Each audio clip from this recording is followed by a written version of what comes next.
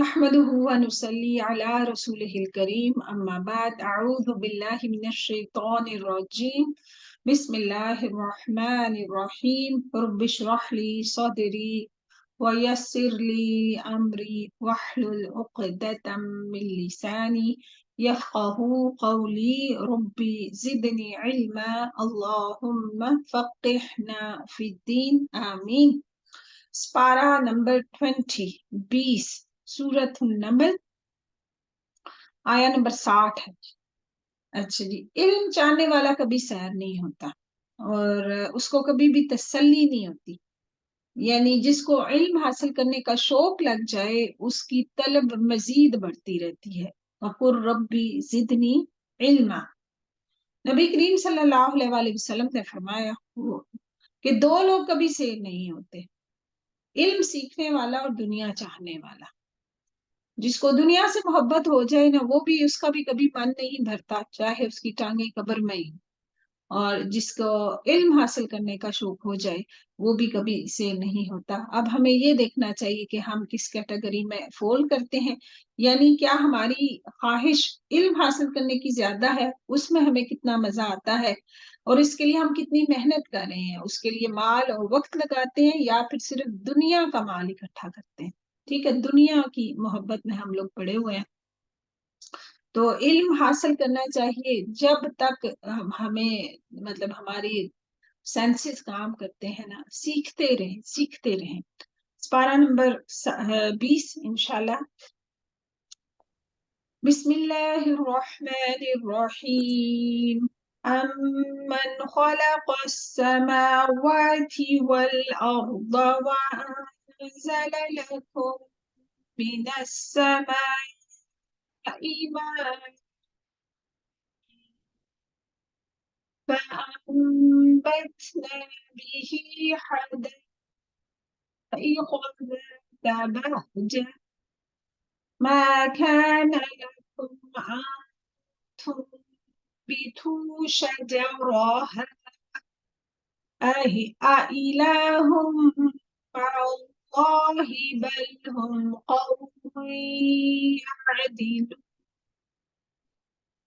أمن جعل الأرض قرارا وجعل خلالها أنهارا وجعل لها رواسي وجعل بين البحرين حاجزا أإله مع الله بل أكثرهم لا يعلمون. بلا بتاؤ تو کہ آسمانوں کو اور زمین نے کس نے پیدا کیا؟ تو آپ صلی اللہ علیہ وآلہ وسلم نے سب سے پہلے توحید کا درس دیا کہ بتاؤ ذرا یہ ساری باتوں کا، یہ ایک قسم کا سوالیہ ریٹوریکل کوسچنز جو ہوتے ہیں سوالیہ انداز میں اگلے کی سوچ کو اجاگر کرنے کے لیے کہ اور on top of that کہ آسمان سے بارش کس نے برسائی، پھر اس سے ہرے بھرے بارونق باغات اگا دیے. ان باغوں کے درختوں کو تم ہرگز نہیں اگا سکتے. کیا اللہ کے ساتھ اور کوئی معبود بھی ہے؟ بلکہ یہ لوگ حق سے انحراف کرتے ہیں. تو معبود یہ ہے کہ اللہ سبحانہ و تعالیٰ کو یکتا ماننا. مشرکین مکہ اللہ تعالیٰ کو مانتے تھے لیکن ایک نہیں مانتے تھے، ایک خدا نہیں مانتے تھے، اللہ سبحانہ و تعالیٰ کے ساتھ شرک کرتے تھے.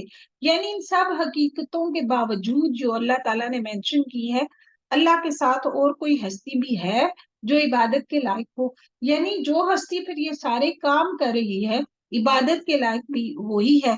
تو ان آیات میں اللہ سبحانہ و تعالیٰ نے پھر اپنی قدرت سے آگاہ کیا ہے کہ بھلا کس نے زمین کو قرارگاہ بنایا. ہمیں یہ معلوم ہے کہ زمین ہر وقت گردش میں ہے، ہر وقت حرکت کرتی رہتی ہے، لیکن اللہ سبحانہ و تعالیٰ نے اور اس کے درمیان نہریں بھی جاری کر دی اور اس میں پہاڑ بنائے. پہاڑ جو ہیں وہ میخوں کا کام کرتے ہیں، زمین کے اندر کیلوں کا کام کرتے ہیں. اگر یہ پہاڑ نہ ہوتے تو زمین ہر وقت ہچکولے کھاتی رہتی، اور دو سمندروں کے درمیان اس نے روک بنا دی. जिसका कल जिक्र हुआ था कि अल्लाह के साथ और कोई माबूद भी है जो ये सारे काम कर सके, बल्कि इनमें से अक्सर कुछ जानते ही नहीं। बेकस की पुकार को जब कि वो पुकारे, कौन कबूल करके सख्ती को दूर कर देता है और तुम्हें जमीन का खलीफा बनाता है। यानी एक उम्मत के बाद दूसरी उम्मत, एक नस्ल के बाद दूसरी नस्ल को पैदा करता है। वरना अगर वो सबको एक ही वक्त में वजूद बख्श देता तो फिर ये दुनिया तंग हो जाती और दुश्वारियां पैदा होती, नुकसान होते। तो ये उसकी मेहरबानी है कि एक नस्ल खत्म होती है, दूसरी नस्ल आती है। क्या अल्लाह के साथ और कोई माबूद है? तुम बहुत कम नसीहत हासिल करते हो। तो पीछे दुआ के बारे में है कि बेकस की पुकार को जबकि वो पुकारे, कौन कबूल करके सख्ती को दूर कर देता है। तो जो दुआ है वो उसकी अहमियत का यहाँ पे हमें अंदाजा होता है कि इखलास के साथ तड़प के अल्लाह सुब्हान व तआला से दुआ मांगे तो दुआ जो है वो हर किसी की कबूल होती है। अल्लाह ने जमानत दी है तो फिर इंशाअल्लाह, यानी कि वो कबूल करने वाला है, वो सख्तियों मुसीबतों को दूर करने वाला है। तो फिर उसको पुकारना चाहिए, तो इंशाअल्लाह जब राइट टाइम होता है तो अल्लाह ताला वो काम कर देता है। भला कौन है जो तुम्हें खुशकी और तरी की तारीकियों में राह दिखाता है और जो अपनी रहमत से पहले ही खुशखबरियां देने वाली हवाएं चलाता है। क्या अल्लाह के साथ कोई और माबूद भी है जिन्हें ये शरीक करते हैं? सबसे अल्लाह बुलंदो बालातर है। भला कौन है जो मखलूक की अव्वल दफा पैदाइश करता है फिर उसे लौटा देगा, यानी कि जिसने पहली दफा पैदा किया है वो दोबारा पैदा करने पे भी कादर है। और कौन है जो तुम्हें आसमान और जमीन से रोजियां दे रहा है? क्या अल्लाह के साथ कोई और भी माबूद है? कह दीजिए कि अगर सच्चे हो तो अपनी दलील लाओ। कह दीजिए कि आसमान और जमीन वालों में से सिवाय अल्लाह के कोई गैब नहीं जानता। ठीक है, कि जिसको अल्लाह जितना इल्म दे दे, अल्लाह उन्हें तो ये भी मालूम नहीं कि कब उठा खड़े किए जाएंगे। अच्छा, बल्कि आखिरत के बारे में उनका इल्म खत्म हो चुका है, कि ये इल्म सिर्फ आखिरत का बानी है, कि उसका टाइम का इल्म सिर्फ अल्लाह ताला को पता है। बल्कि ये इसके शक में है, बल्कि ये इससे अंधे हैं। वक़ाल लज़ीन कफ़रू अइज़ा कुन्ना तुराबन व आबाउना अइन्ना लमुखरजून। काफरों ने कहा कि क्या जब हम मट्टी हो जाएंगे और हमारे बाप दादा भी, क्या फिर हम निकाले जाएंगे? हम और हमारे बाप दादा को बहुत पहले से ये वादे दिए जाते रहे, कुछ नहीं, ये तो सिर्फ अगलों के अफसाने हैं। कि अभी तक हमारे बाप दादा क्यों नहीं निकले? तो अल्लाह ताला ने कहा कि क्यामत में, मतलब क्यामत आएगी तो निकलेंगे। तो क्यामत आ गई है कि तुम्हारे बाप दादा मतलब जिंदा हो जाएं। कह दीजिए कि जमीन में चल फिर के जरा देखो तो सही कि गुनाहगारों का कैसा अंजाम हुआ। आप इनके बारे में गम न करें और इनके दाव पेच से तंग दिल न हो। वयकूलून मता हाज़ल वादु इन कुंतुम सादिकीन। वो कहते हैं कि ये वादा कब है? अगर सच्चे हो तो बतला दो, बस क्यामत कब आएगी, क्यामत कब आएगी, एक ही उनकी रट थी। जवाब दीजिए कि शायद बस वो चीजें जिनकी तुम जल्दी मचा रहे हो तुमसे बहुत ही करीब हो गई हूँ। तो ये इससे मुराद फिर जंगे बदर का अजाब है कि उनमें उनके बड़े बड़े तमाम सरदार जो हैं वो मारे गए थे, और जाहिर है कि वो कुफर पे मारे गए थे। और उनका अजाब तो फिर उनको एक तो जंग के मैदान में ही फरिश्तों से जो उनकी मार लगी थी, उसके अलावा फिर जाहिर है यहाँ से भी मार खा के आगे भी जहन्नम रसीद वो हो गए कब्रों में। और फिर आगे तो फिर जब रोजे क़यामत तो फिर उनके लिए अजाब है ही है। बेशक आपका रब इन चीजों को भी जानता है जिन्हें इनके दिल छुपा रहे हैं और जिन्हें जाहिर करते हैं। आया 75। वमा मिन गाइबतिन फिस समाई वल अर्दी इल्ला फी किताबिन मुबीन। आसमानों जमीन की कोई पोशीदा चीज भी ऐसी नहीं जो रोशन और खुली किताब में ना मौजूद हो। तो यानी कि हर चीज को अल्लाह ताला ने गिन के रखा हुआ है। یہ نہیں کہ کوئی بھی ایسی چیز ہے جو اللہ تعالیٰ کے حساب کتاب میں نہیں ہے. تو جو چیز پھر لکھی ہوتی ہے وہ آپ کوئی حساب کتاب کسی کا لکھ لیتے ہیں, نوٹ بنا لیتے ہیں, تو کیوں؟ کیونکہ اس کا فالو اپ کیا جاتا ہے. حساب کتاب اسی لیے لگایا جاتا ہے نا. تو اللہ تعالیٰ کہتے ہیں سب کچھ لکھا ہوا ہے. ان هذا القرآن يقص على بني اسرائيل اكثر الذي هم فيه يختلفون. یقیناً یہ قرآن بنی اسرائیل کے سامنے ان اکثر چیزوں کا بیان کر رہا ہے جن میں یہ اختلاف کرتے ہیں. وَإِنَّهُ لَهُدًى وَرَحْمَةٌ لِّلْمُؤْمِنِينَ. اور یہ قرآن ایمان والوں کے لیے یقیناً ہدایت اور رحمت ہے, دنیا میں بھی اور آخرت میں بھی. مومن اس سے فائدہ اٹھاتے ہیں, اور جو اس پہ ایمان نہیں رکھتا, ٹھیک ہے, ایمان لانا سب سے ضروری ہے سب سے پہلے, کیونکہ آپ کو پتا ہے کہ قرآن صرف مسلمان ہی نہیں پڑھتے, نان مسلم بھی پڑھتے ہیں, لیکن فائدہ اس سے یہ رحمت اور ہدایت یہ کس کے لیے ہے؟ مومنوں کے لیے. آپ کا رب ان کے درمیان اپنے حکم سے سب فیصلے کر دے گا, وہ بڑا ہی غالب اور سب کچھ جانتا ہے. بس آیا نمبر 79 ہے, فتوکل علی اللہ انک علی الحق المبین. بس آپ اللہ ہی پر بھروسہ رکھیے, یقیناً آپ سچے اور کھلے دین پر ہیں. یعنی کہ پریشان نہیں ہو, اپنا معاملہ اللہ کے سپرد کر دیں, اور وہی مددگار ہے. تو یہاں پہ ہمارے لیے بھی اس میں بہت بڑا سبق ہے کہ اللہ پہ توکل کرنا سیکھیں. جلد بازی اور مطلب یہ سارے کام جب ہوتے ہیں نا تو پھر وہاں پہ ہی پرابلمز ہوتے ہیں. تو آیا نمبر 80 ہے, بے شک آپ نہ مردوں کو سنا سکتے ہیں, یعنی کفار کے دل کیا ہے؟ مردہ ہیں, اور نہ بہروں کو, یعنی کہ وہ حق بات نہیں سن سکتے جبکہ وہ پیٹھ پھیرے روگرداں جا رہے ہیں. کہ مکمل حق سے وہ لوگ انہوں نے پیٹھیں پھیری ہوئی ہیں, اور نہ آپ اندھوں کو ان کی گمراہی سے رہنما کر سکتے ہیں. آپ تو صرف انہیں سنا ہی سکتے ہیں, بتا ہی سکتے ہیں نا. انسان جو ہماری آیتوں پہ ایمان لائے پھر وہ فرمانبردار ہو جاتے ہیں. جب ان کے اوپر عذاب کا وعدہ ثابت ہو جائے گا, ہم زمین سے ان کے لیے ایک جانور نکالیں گے. یہ قیامت کی نشانیاں ہیں جو ان سے باتیں کرے گا. اچھا, یہ جو یہ حدیث میں ہے کہ نبی صلی اللہ علیہ وسلم نے فرمایا قیامت اس وقت تک قائم نہیں ہوگی جب تک تم 10 نشانیاں نہ دیکھ لو. ان میں ایک جانور کا نکلنا بھی ہے. ٹھیک ہے, دوسری روایت ہے, سب سے پہلی نشانی جو ظاہر ہوگی قیامت کی وہ ہے سورج کا مشرق کے بجائے مغرب سے طلوع ہونا, اور چاشت کے وقت جانور کا نکلنا. یہ دونوں کے ساتھ ساتھ ہی ہوں گے. ان دونوں میں سے جو پہلے ظاہر ہوگی دوسری اس کے فوراً بعد ظاہر ہو جائے گی. اور جس دن ہم ہر امت میں سے ان لوگوں کے گروہ کو جو ہماری آیتوں کو جھٹلاتے تھے گھیر لائیں گے, پھر وہ سب کے سب الگ کر دیے جائیں گے.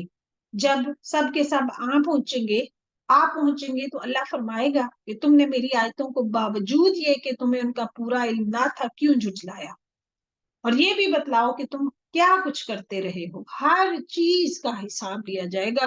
وَوَقَعَ الْقَوْلُ عَلَيْهِمْ بِمَا ظَلَمُوا فَهُمْ لَا يَنطِقُونَ. اور ان کے ظلم کے سبب ان کے حق میں وعدہ پورا ہو کر رہے گا اور وہ کچھ بول نہ سکیں گے. کیا وہ دیکھ نہیں رہے کہ ہم نے رات کو اس لیے بنایا ہے کہ وہ اس میں آرام حاصل کر لیں, ٹائم پہ بیڈ پہ جانا چاہیے جی, اور دن کو ہم نے دکھلانے والا بنایا ہے. یقیناً اس میں ان لوگوں کے لیے نشانیاں ہیں جو ایمان اور یقین رکھتے ہیں. جس دن سور پھونکا جائے گا تو سب کے سب آسمانوں والے اور زمینوں والے گھبرا اٹھیں گے, مگر جسے اللہ چاہے, اور سارے کے سارے عاجز اور پست ہو کر اس کے سامنے حاضر ہوں گے. 3 دفعہ سور پھونکا جائے گا جی. سور سے مراد وہ قرن ہے جس میں اسرافیل علیہ السلام پھونک ماریں گے. ٹھیک ہے, وہ پھر ایک آواز ہوگی زور کی, اور یہ نفقے 2 یا 2 سے زیادہ ہوں گے. پہلا نفقہ جو ہے اس سے ساری دنیا گھبرا کے بے ہوش, دوسرے نفقے میں موت, یعنی پہلے میں بے ہوش ہوں گے, دوسری دفعہ پھونک ماریں گے تو سارے فوت ہو جائیں گے, اور تیسری دفعہ جب پھونک ماریں گے تو سارے ادھر سے قبروں سے نکل کے اٹھ کھڑے ہوں گے. بعض کے نزدیک ایک چوتھا نفقہ بھی ہوگا جس میں سب لوگ میدان حشر میں اکٹھے کیے جائیں گے.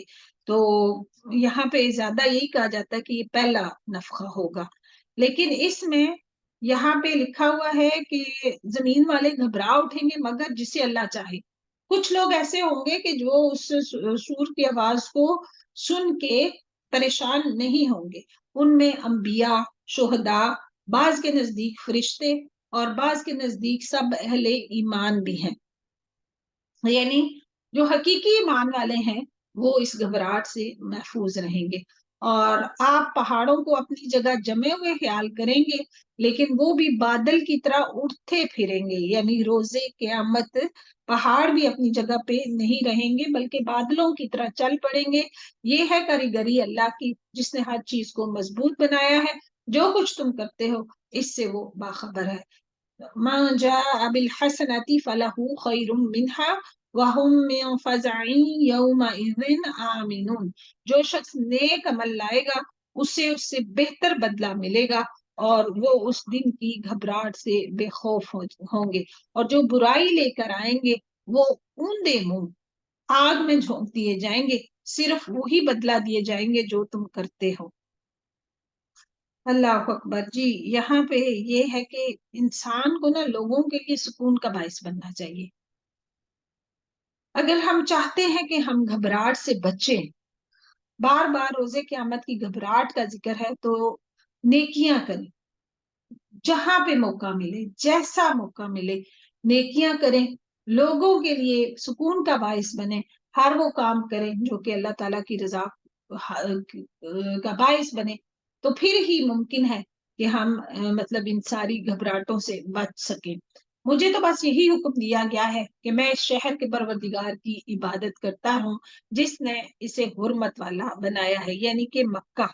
ہاں کیونکہ اس میں خانہ کعبہ ہے نا، تو اور نبی صلی اللہ علیہ وآلہ وسلم کو یہ سب سے زیادہ محبوب شہر تھا اور اس کو حرمت والا کہا گیا ہے. اس میں خون ریزی کرنا، ظلم، شکار، درخت کاٹنا، حتیٰ کہ کانٹا توڑنا بھی منع ہے. جس کی ملکیت ہر چیز ہے. اور مجھے یہ بھی فرمایا گیا ہے کہ میں فرما بردار ہو جاؤں. وَأَنْ أَتْلُوَ الْقُرْآنَ فَمَنِ اهْتَدَى فَإِنَّمَا يَهْتَدِي لِنَفْسِهِ وَمَنْ ضَلَّ فَقُلْ إِنَّمَا أَنَا مِنَ الْمُنذِرِينَ. اچھا، اور میں قرآن کی تلاوت کرتا رہوں. یہ جو اتلو ہوتا ہے نا، یہ تو مسلسل پڑھنا، بار بار، again and again, again and again. جو راہ راست پہ آ جائے گا تو وہ اپنے نفع کے لیے راہ راست میں آئے گا. ٹھیک ہے. اور جو بہک جائے گا تو کہہ دیجئے کہ میں تو صرف ہوشیار کرنے والوں میں سے ہوں.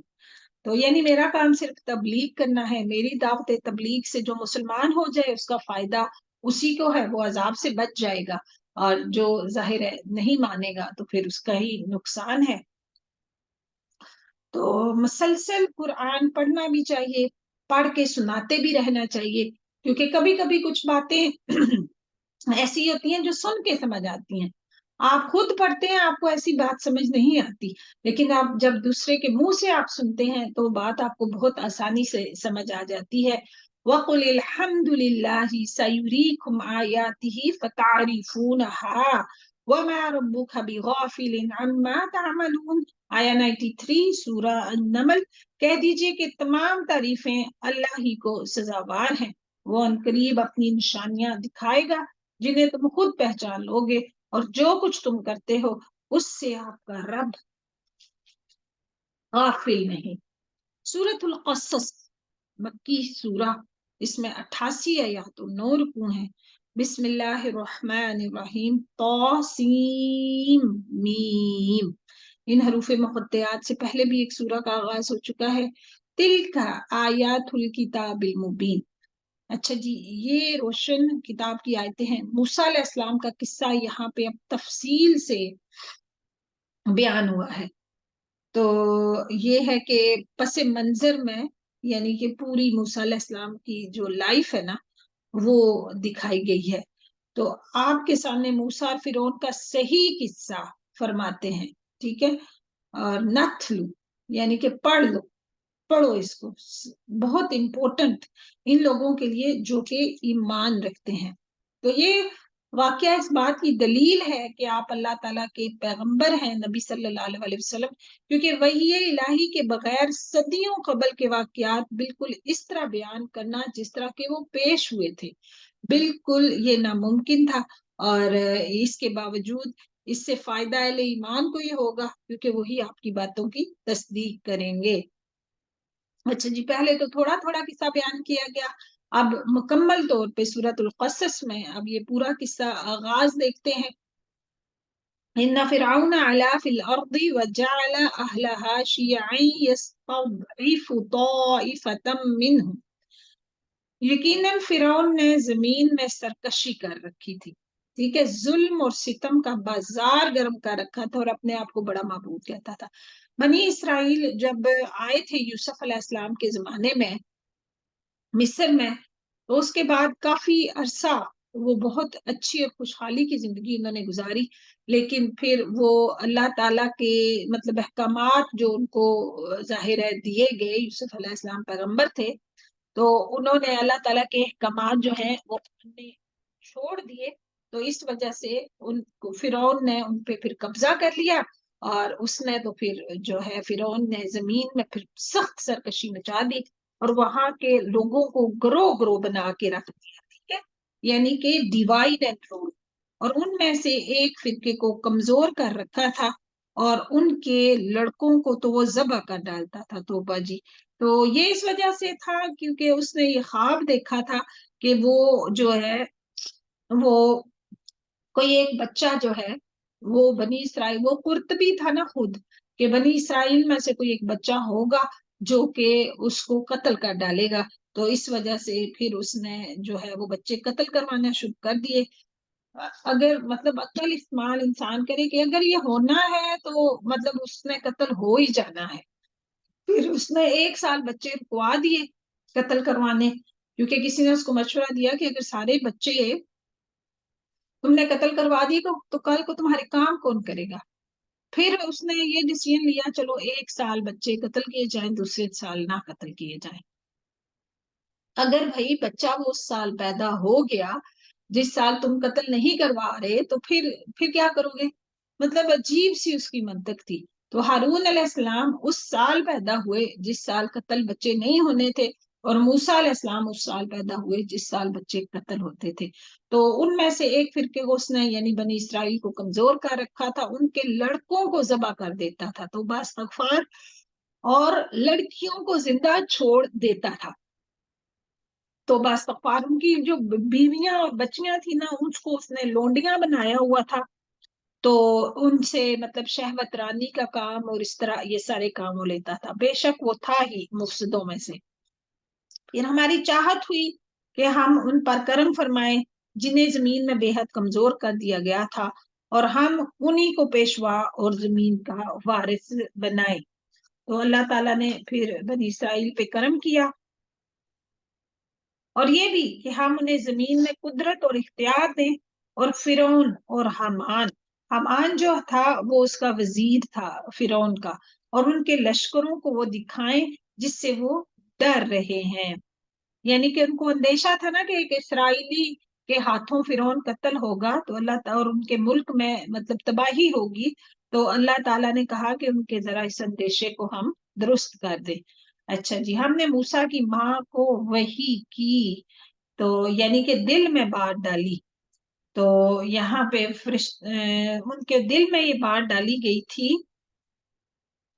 کہ اسے دودھ پلاتی رہے، ٹھیک ہے۔ موسیٰ علیہ السلام کا جو یہ معجزاتی طور پہ ان کی ماں کا پریگننٹ ہونا، پھر موسیٰ علیہ السلام کا پیدا ہونا، پھر ان کو دودھ پلانا، یہ کسی کو پتا نہیں چل سکا، وہ اتنی چھپ کے اپنے گھر میں رہی نا، اور یہاں پہ ہمیں دودھ پلاتی رہے کہ بچے پہ ماں کے دودھ کے حق کا ہمیں یہاں پہ اندازہ ہوتا ہے کہ کتنا امپورٹنٹ ہے کہ ایک ماں بچے کو اپنا دودھ پلائے، اور جب تجھے اس کی نسبت کوئی خوف معلوم ہو کہ جب بچہ ظاہر ہے بڑا ہو گیا ہے، پھر چلنا پھرنا بھی شروع کرتا ہے بچہ، یا مطلب بولتا ہے کسی باہر سے کوئی گزرنے والے کسی کو بھی آواز، یعنی کہ تمہیں خوف ہو تو اسے دریا میں بہا دینا اور کوئی ڈر خوف یا رنج و غم نہ کرنا.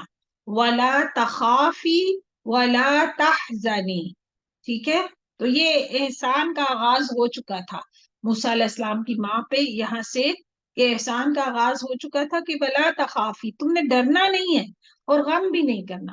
تو یہ جو دو ورڈ ہے نا، ولا تخافی ولا تحزنی، تو یہ انسان کو لکھ کے لگا لینے چاہیے کہیں پہ. کوئی بھی پریشانی ہو، کوئی بھی غم ہو، ولا تخافی ولا تحزنی یا ان اللہ معنا، اللہ ہمارے ساتھ ہے. تو یہ بہت ہی انسان کی فیلنگز جو ہیں ان کو یہ جملے آپ کی فیلنگز چینج کر دیتے ہیں.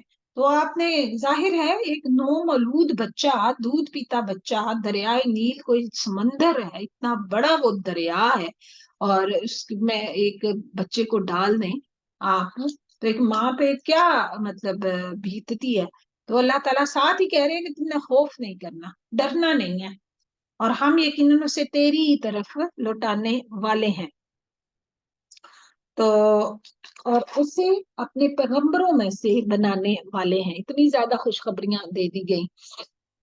آخر فرعون کے لوگوں نے اس بچے کو اٹھا لیا. ٹھیک ہے، تو یہ جب وہ تابوت میں بہتا ہوا وہ بچہ محل کے ساتھ آن لگا، معجزاتی طور پہ وہ مطلب بہتا بہتا وہ مطلب محل کے ساتھ آن لگا، تو وہاں فرعون کے نوکروں چاکروں نے اس کو پکڑ کے باہر نکال لیا، اس لیے کہ وہ ان کا دشمن ہو اور ان کے لیے موجب غم ہو. یہ اللہ تعالیٰ کہہ رہے ہیں کہ یہ ان کے لیے یہ کچھ ہوگا. کچھ شک نہیں کہ فرعون اور حامان اور ان کے لشکر تھے ہی خطا کار. وقالت امرأة فرعون قرة عين لي ولك لا تقتلوه عسى أن ينفعنا أو نتخذه ولدا وهم لا يشعرون. اور فرعون کی بیوی نے کہا یہ تو میری اور تیری آنکھوں کی ٹھنڈک ہے، اسے قتل نہ کرو. مطلب یہاں سے ہمیں پتہ چلتا ہے کہ قتل کا ارادہ وہ کر چکا تھا. تو بیوی حضرت آسیہ علیہ السلام جو کہ جن کے بارے میں حدیث بھی ہے کہ دنیا میں جو کمال، مرد تو بہت سارے کمال کو پہنچے ہیں لیکن عورتوں میں سے دو ہی، جس میں حضرت مریم بنت عمران اور دوسری ہے آسیہ جو فرعون کی وائف تھی، اور عائشہ علیہ السلام کی مثال تمام جہان کی عورتوں پہ ایسی ہے جیسے کہ سرید کی مثال، یعنی تمام خانوں پہ، یہ حدیث کا مفہوم ہے. تو یہاں پہ حضرت آسیہ تھی، انہوں نے کہا کہ اس کو قتل نہ کر، کیونکہ موسیٰ علیہ السلام کے چہرے پہ اللہ تعالیٰ نے کوئی اتنی معصومیت ڈال دی تھی نا کہ جو بھی دیکھے گا آپ کو آپ سے محبت کرے گا. تو بہت ممکن ہے یہ ہمیں کوئی فائدہ پہنچائے یا ہم اسے اپنا بیٹا ہی بنا لیں. تو کہا جاتا ہے کہ وہ فرعون کی کوئی اولاد نہیں تھی، اور یہ لوگ شعور ہی نہیں رکھتے تھے کہ یہ بچہ جس کو یہ بنا رہے ہیں یہ وہی بچہ ہے جس کو مارنے کی خاطر انہوں نے سینکڑوں بچوں کو موت کی نیند سلا دیا ہے. موسیٰ کی والدہ کا دل بے قرار ہو گیا، یعنی کہ اس کی جو ہے وہ پریشان تھی، قریب تھا کہ اس واقعے کو وہ بالکل ظاہر کر دیتی، اور اگر ہم ان کے دل کو ڈھارس نہ دے دیتے. یہ اس لیے کہ وہ یقین کرنے والوں میں سے رہی کہ شدت غم جو ہے وہ ظاہر کر دیتی کہ یہ بچہ ان کا ہے، لیکن اللہ تعالیٰ نے ان کے دل کو مضبوط کر دیا جس پہ انہوں نے صبر کر لیا اور یقین کر لیا کہ اللہ موسیٰ علیہ السلام کو باخریت واپس لوٹائیں گے.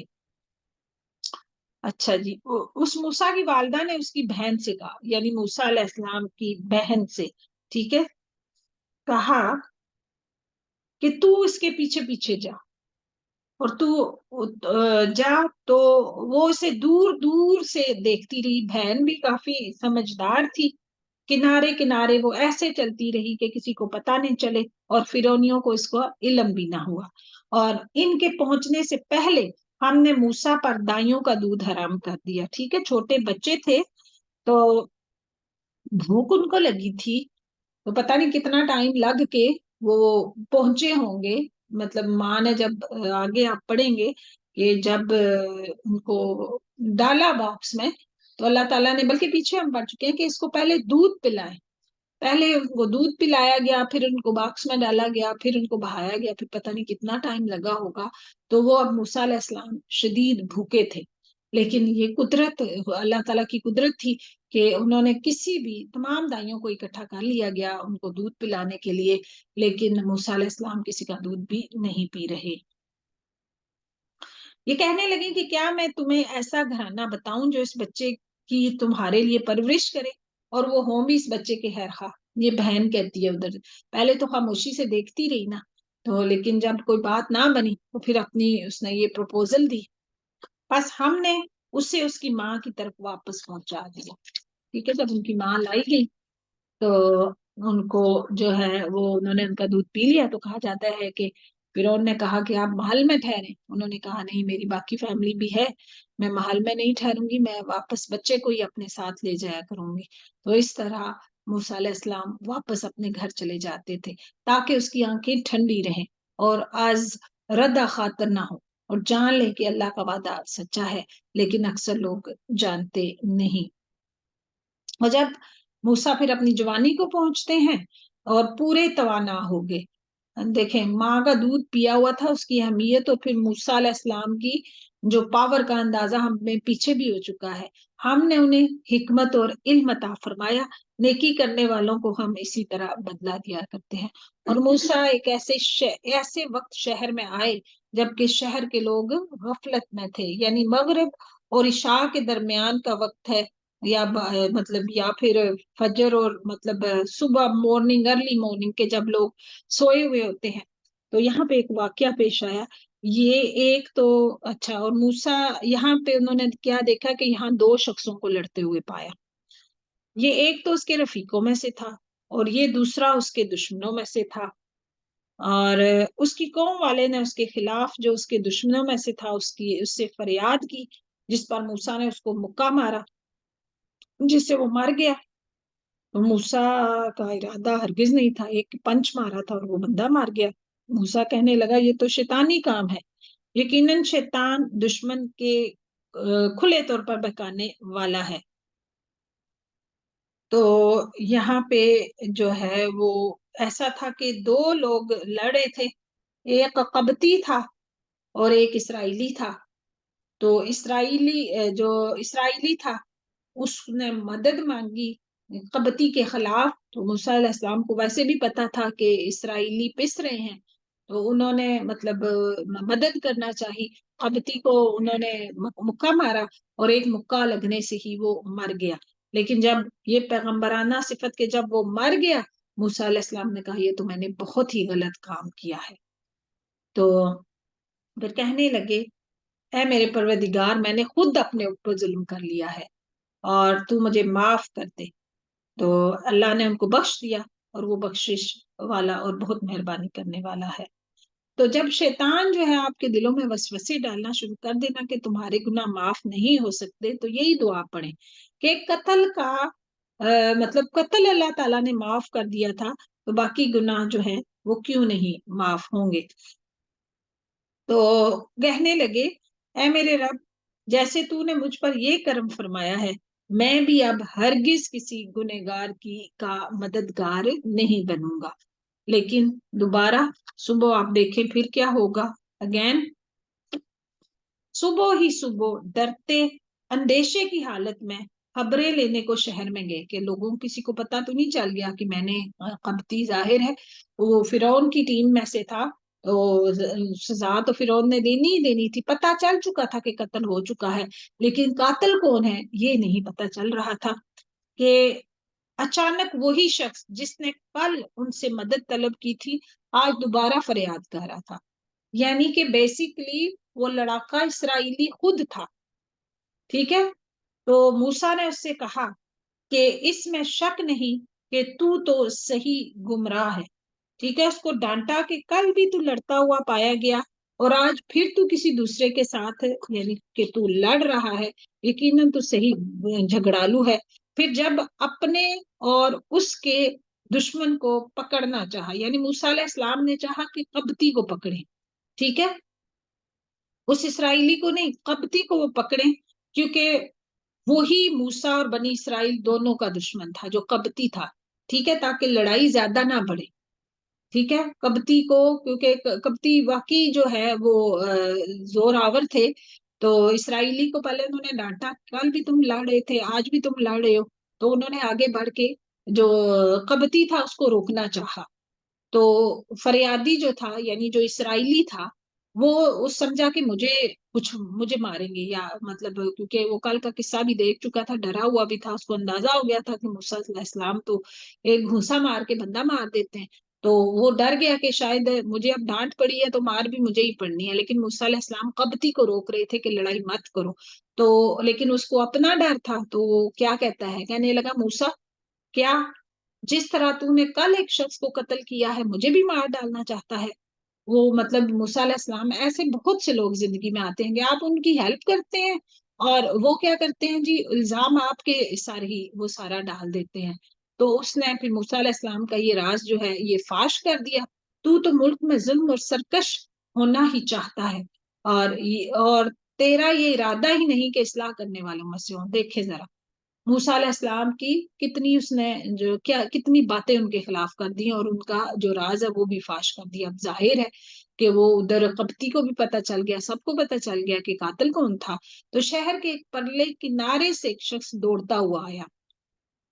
وہ کیبنٹ مطلب کہا جاتا ہے کہ یا پھر محل کا کوئی بندہ تھا یا کوئی اس طرح، کیونکہ ظاہر ہے موسیٰ علیہ السلام بھی محل کے اندر رہتے تھے، وہاں ان کے بھی چاہنے والے بھی تھے.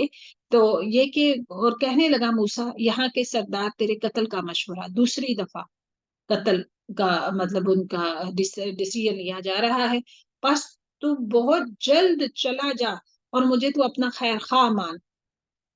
اچھا اب ذرا سوچے. فخرج منها خائفا يترقب قال رب نجنی من القوم الظالمین. آپ نے موسیٰ علیہ السلام کے ذرا کردار کو نوٹ کرنا ہے. جتنی بھی مشکلات ان پہ آئی ہیں نا، ہر جگہ موسیٰ علیہ السلام نے اللہ تعالیٰ کو پکارا ہے، ہر جگہ انہوں نے دعا مانگی ہے. بس موسیٰ وہاں سے خوفزدہ ہو کر دیکھتے بالتے نکل کھڑے ہوئے. ان پلانڈ جرنی، کچھ نہیں پتا کہاں جا رہے ہیں، کیونکہ دیر اینڈ دین ان کو وہاں سے نکلنا تھا. کیونکہ اگر کوئی بھی ان کو قبطی دیکھ لیتا اس وقت تو وہ پکڑ لینا تھا انہوں نے اس کو. تو یہ ہے کہ دیر اینڈ دین انہوں نے نکلنا تھا، خالی ہاتھ انہوں نے نکلنا تھا، وہی جس حال میں تھے. تو پھر کہنے لگے کہ اے پروردگار مجھے ظالموں کے گروہ سے بچا لے. تو یہاں پہ یہ ہے کہ کیونکہ مصر چھوڑنے کا یہ حادثہ بالکل اچانک ہوا تھا، چنانچہ اللہ نے گھوڑے پہ ایک فرشتہ بھیج دیا جس نے انہیں راستے کی نشاندہی کی. واللہ عالم، یہ تفاسیر میں آتا ہے. اور جب مدین کی طرف متوجہ ہوئے کہ جو سمت انہوں نے اختیار کی نا، وہ سمت جو ہے وہ درست ثابت ہوئی ان کے لیے، اچھی. انہوں نے وہاں جا کے مطلب ان کی شادی بھی ہوئی اور ساری لائف انہوں نے گزاری، مطلب سارا کچھ. تو یہ ہے کہ اللہ تعالیٰ نے ان کے لیے مشقت کے بغیر والا، لیکن ظاہر ہے وہ پیدل چل چل کے مشقت تو تھی ہی، لیکن جو منزل ان کی تھی نا وہ درست تھی. تو کیا کہتے ہیں، جب مدین کی طرف متوجہ ہوئے تو کہنے لگے مجھے امید ہے کہ میرا رب مجھے سیدھی راہ لے چلے گا. ٹھیک ہے، آیا نمبر 23 ہے، سورہ القصص ہے. مدین کے پانی پر جب آپ پہنچے تو دیکھا کہ لوگوں کی ایک جماعت وہاں پہ پانی پلا رہی ہے. ایک گھاٹ تھا، جب مدین پہنچے تو دیکھتے ہیں کہ ایک گھاٹ تھا، لوگوں کا ہجوم تھا اور لوگ اپنے جانوروں کو پانی پلا رہے ہیں. مدین یہ قبیلے کا نام ہے، ٹھیک ہے، جو حضرت ابراہیم علیہ السلام کی اولاد میں سے تھا، جبکہ موسیٰ علیہ السلام جو ہیں وہ بھی حضرت یعقوب کی نسل سے تھے، جو ابراہیم علیہ السلام کے پوتے اور حضرت اسحاق علیہ السلام کے بیٹے تھے. سو یوں اہل مدین اور موسیٰ علیہ السلام کے درمیان جو ہے یہ تعلق مطلب نسبی تعلق بھی تھا، اور یہ حضرت شعیب علیہ السلام کا مسکن تھا، یہ جو مدین تھا. تو پھر کیا دیکھتے ہیں، آبزرو کر رہے ہیں کہ دو عورتیں الگ کھڑی اپنے جانوروں کو روکتی ہوئی، انہوں نے دیکھی کہ باقی سارے مرد ہیں اور وہ آگے بڑھ کے پانی پلا رہے ہیں، لیکن جو دو لڑکیاں ہیں وہ علیحدہ کھڑی ہیں. تو پوچھا تمہارا کیا معاملہ ہے، مطلب تم کیوں ادھر کھڑی ہو؟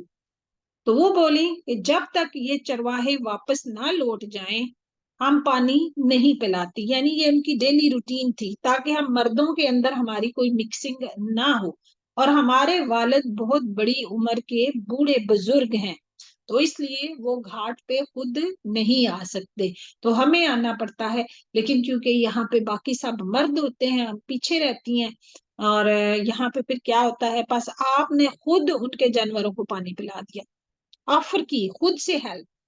تو جہاں کہیں بھی کسی کو مدد کی ضرورت ہے، ویٹ مت کریں، آگے بڑھیں اور مدد کریں۔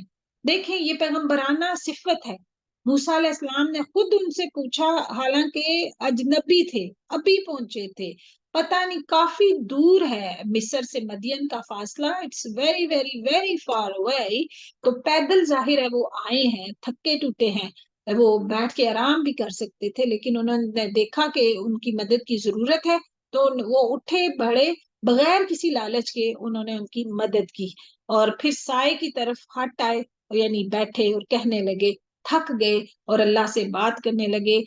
بہت ہی جامع دعا ہے جی، ربی انی لما انزلتا الیہ من خیر فقیر، تو اے میرے پروردگار تو جو کچھ بھلائی میری طرف اتارے میں اس کا محتاج ہوں۔ اس دعا کو ہائی لائٹ کر لیجئے، اخلاص کے ساتھ انہوں نے مدد کی تو اللہ تعالیٰ نے ان کو اس کا صلہ دیا۔ رمضان میں بھی عورتیں جو ہیں ماشاءاللہ جب روزہ کھلنے کا ٹائم ہوتا ہے، افراتفری مچی ہوتی ہے، حالانکہ ایسے ہونا نہیں چاہیے، تو یہ دعا آپ مانگ لیا کریں۔ اول تو ساری دعائیں مانگے، لیکن یہ کہ اگر نہ موقع ملے کہ ربی انی لما انزلتا الیہ من خیر فقیر، کہ یا اللہ تو جو بھی ہمیں بھلائی دے، ہمیں تو بھلائیاں ہی دے، اور ہم ہر بھلائی کے ہم محتاج ہیں۔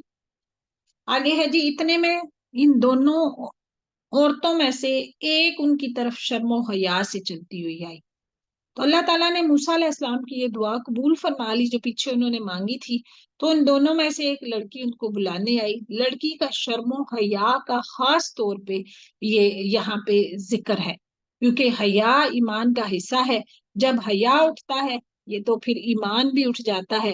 تو نبی صلی اللہ علیہ وسلم بھی بہت حیادار تھے، تو ایک عورت کا حیا کا یہاں پہ ذکر ہے کہ یہ عورت کا اصل زیور ہے، اور حیا اور حجاب سے بے نیازی اور بے باکی عورت کے لیے شرم بھی ناپسندیدہ ہے۔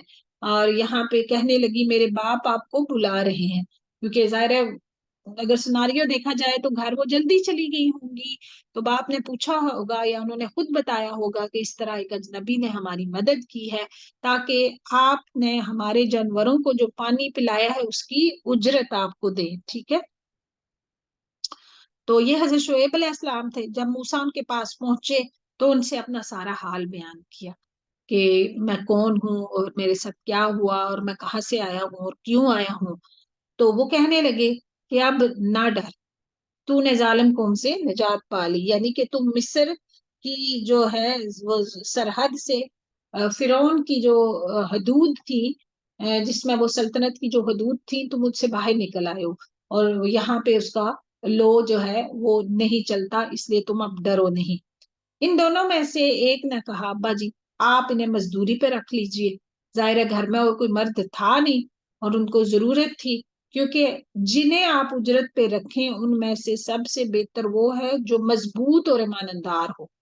تو ان کو کیسے پتا چلا کہ موسیٰ علیہ السلام جو ہیں وہ مضبوط تھے، کیونکہ طاقتور یہ کہا جاتا ہے کہ لڑکیاں جب انہوں نے کنویں پہ پانی پلایا نا تو اس پر اتنا بھاری ایک پتھر رکھا ہوا تھا جس کو اٹھانے کے لیے 10 آدمیوں کی ضرورت پڑتی تھی، لیکن ہم نے دیکھا کہ اس شخص نے وہ پتھر اکیلے ہی اٹھا لیا ہے، پھر بعد میں رکھ دیا ہے۔ اور اسی طرح جب میں اس کو بلا کر آپ کے ساتھ لا رہی تھی تو چونکہ راستے کا علم مجھے ہی تھا، میں آگے آگے چل رہی تھی اور یہ پیچھے پیچھے، لیکن ہوا سے میری چادر اڑ جاتی، تو اس شخص نے کہا کہ تو پیچھے چل اور آگے آگے میں چلتا ہوں تاکہ میری نگاہ تیرے جسم کے کسی حصے پہ نہ پڑے، اور راستے کی نشاندہی تم پیچھے سے کنکر مارتی رہنا کہ جس طرف جانا ہے اور میں اس طرف ڈائریکشن کر لوں گا۔ تو یہ یعنی لڑکیاں آبزرو کر رہی تھیں موسیٰ علیہ السلام کے کیریکٹر کو، تو پھر انہوں نے گواہی دی اپنے باپ کو، تو اس بزرگ نے کہا کہ میں اپنی دونوں لڑکیوں میں سے ایک کو آپ کے نکاح میں دینا چاہتا ہوں۔ تو ویسے ہمارے علاقوں میں کیا ہوتا ہے جی کہ لڑکا ہی رشتہ لے کے آئے. تو یہاں پہ دیکھیں کہ ایک پیغمبر کو جب ایک لڑکا پسند آ گیا تو انہوں نے کہا کہ خود رشتہ اپنی بیٹی کا پیش کیا کہ میں چاہتا ہوں کہ میں اپنی ایک بیٹی کا رشتہ تم سے کر دوں. تو اس میں کوئی حرج نہیں ہے اس پر کہ آپ 8 سال تک میرا کام کاج کریں. ہاں اگر آپ 10 سال پورے کریں تو یہ آپ کی طرف سے بطور احسان ہے. میں یہ ہرگز نہیں چاہتا کہ آپ کو کسی مشقت میں ڈالوں. اللہ کو منظور ہے تو آگے چل کر آپ مجھ کو بھلا آدمی پائیں گے. موسیٰ نے کہا خیر تو یہ بات میرے اور آپ کے درمیان پختہ ہو گئی. مفسرین کہتے ہیں کہ موسیٰ علیہ السلام 10 سال رہے. لیکن موسیٰ علیہ السلام کیا کہہ رہے ہیں میں ان دونوں مدتوں میں سے جسے بھی پورا کروں مجھ پر کوئی زیادتی نہیں ہوں. اگر میں 8 سال پورے کروں تب بھی اگر میں 10 سال کر سکا تو میں 10 سال بھی پورے کروں گا. ہاں یہ جو کچھ آپ کہہ رہے ہیں اس پر اللہ کارساز ہے. جب موسیٰ نے مدت پوری کر لی ٹھیک ہے تو پھر یہاں پہ یہ ہے کہ انہوں نے یعنی کہ اپنے بوڑھے جو سسر تھے ان کی جو تقریباً 10 سال وہ چاہتے تھے کہ وہ رہیں اس لیے انہوں نے 10 سال کہا تھا. تو کہا جاتا ہے کہ موسیٰ علیہ السلام 10 سال رہے. تو پھر اس کے بعد اپنے گھر والوں کو لے کر چلے. تو یہاں سے ہمیں یہ بھی پتہ چلتا ہے کہ خاوند شادی کے بعد اس بات کا حقدار ہوتا ہے کہ وہ اپنی بیوی کو جہاں بھی چاہے لے جائے. تو کوہ طور کی طرف انہوں نے آگ دیکھی اپنی بیوی سے کہنے لگے ٹھہرو میں نے آگ دیکھی ہے بہت ممکن ہے کہ میں وہاں سے کوئی خبر لاؤں یا آگ کا کوئی انگارہ لاؤں تاکہ تم سیک سکو. ٹھیک ہے بس جب وہاں پہنچے تو اس بابرکت زمین کے میدان کے دائیں کنارے کے درخت میں سے آواز دیے گئے کہ اے موسیٰ یقیناً میں اللہ ہی ہوں سارے جہانوں کا پروردگار. اللہ اکبر. تو خیر کے کام کے لیے نکلے تھے موسیٰ علیہ السلام تو آگے خیر کریں گے تو خیر ہی ہوگی. ٹھیک ہے اور یہ آواز بھی آئی کہ اپنی لاٹھی ڈال دو. پھر جب اسے دیکھا کہ وہ سانپ کی طرح پھنپھنا رہی ہے تو پیٹ پھیر کر واپس وہ ہو گئے اور مڑ کر رخ بھی نہ کیا. ہم نے کہا اے موسیٰ آگے آ ڈر مت یقیناً تو ہر طرح کے امن والا ہے.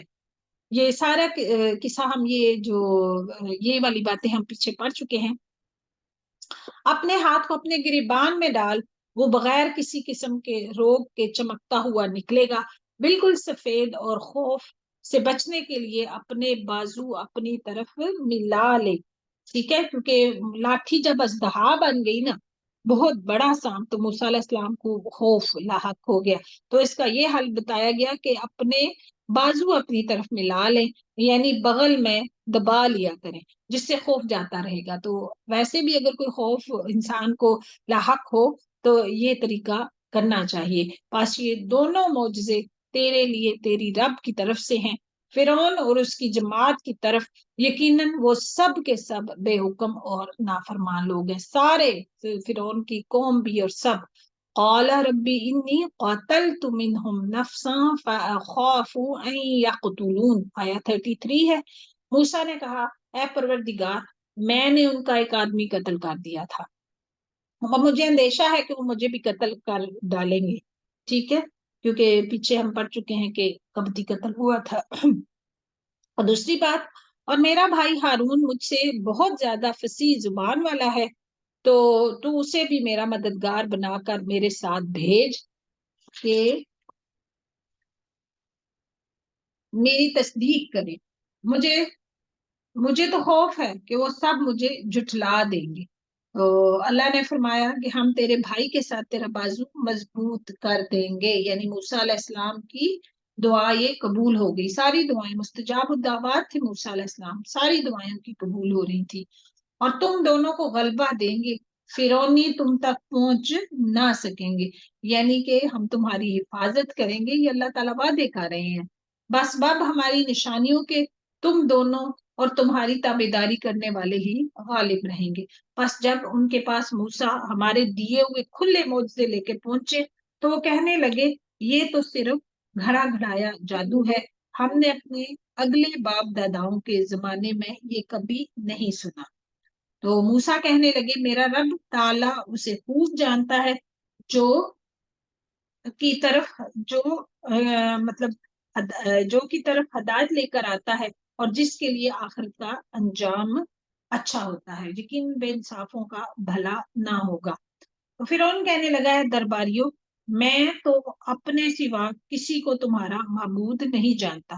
سن اے حامان، تو میرے لیے مٹی کو آگ سے پکوا، پھر میرے لیے ایک محل تعمیر کر کہ میں موسیٰ کے معبود کو جھانک لوں۔ یہ ایک بس حجت بازیاں، مذاق اڑانے کے انداز کہ میں اپنی اس کو بلڈنگز بنانے پہ بڑا مان تھا کہ ایک ذرا بڑی سی میں بلڈنگ بناؤں، اوپر میں اس کے چڑھوں اور ذرا میں موسیٰ کے رب کو دیکھوں کہ میرے علاوہ کون ہے رب۔ اسے تو میں جھوٹوں میں سے ہی گمان کر رہا ہوں۔ تو اس نے اور اس کے لشکروں نے ملک میں ناحق کو تکبر کیا اور سمجھ لیا کہ وہ ہماری جانب لوٹائے ہی نہ جائیں گے۔ تو بالآخر ہم نے اسے اور اس کے لشکروں کو پکڑ لیا اور دریا میں ڈال دیا۔ اب دیکھ لے کہ ان گنہگاروں کا انجام کیسا ہوا، اور ہم نے انہیں ایسا امام بنا دیا کہ لوگوں کو جہنم کی طرف بلائیں اور روز قیامت مطلق مدد نہ کیے جائیں گے۔ اللہ اکبر، یعنی جو بھی ان کے بعد ایسے لوگ ہوں گے تو جو اللہ تعالیٰ کی توحید کے منکر ہوں گے تو وہ ان کا امام اور پیشوا کون ہوگا؟ فرعون کا۔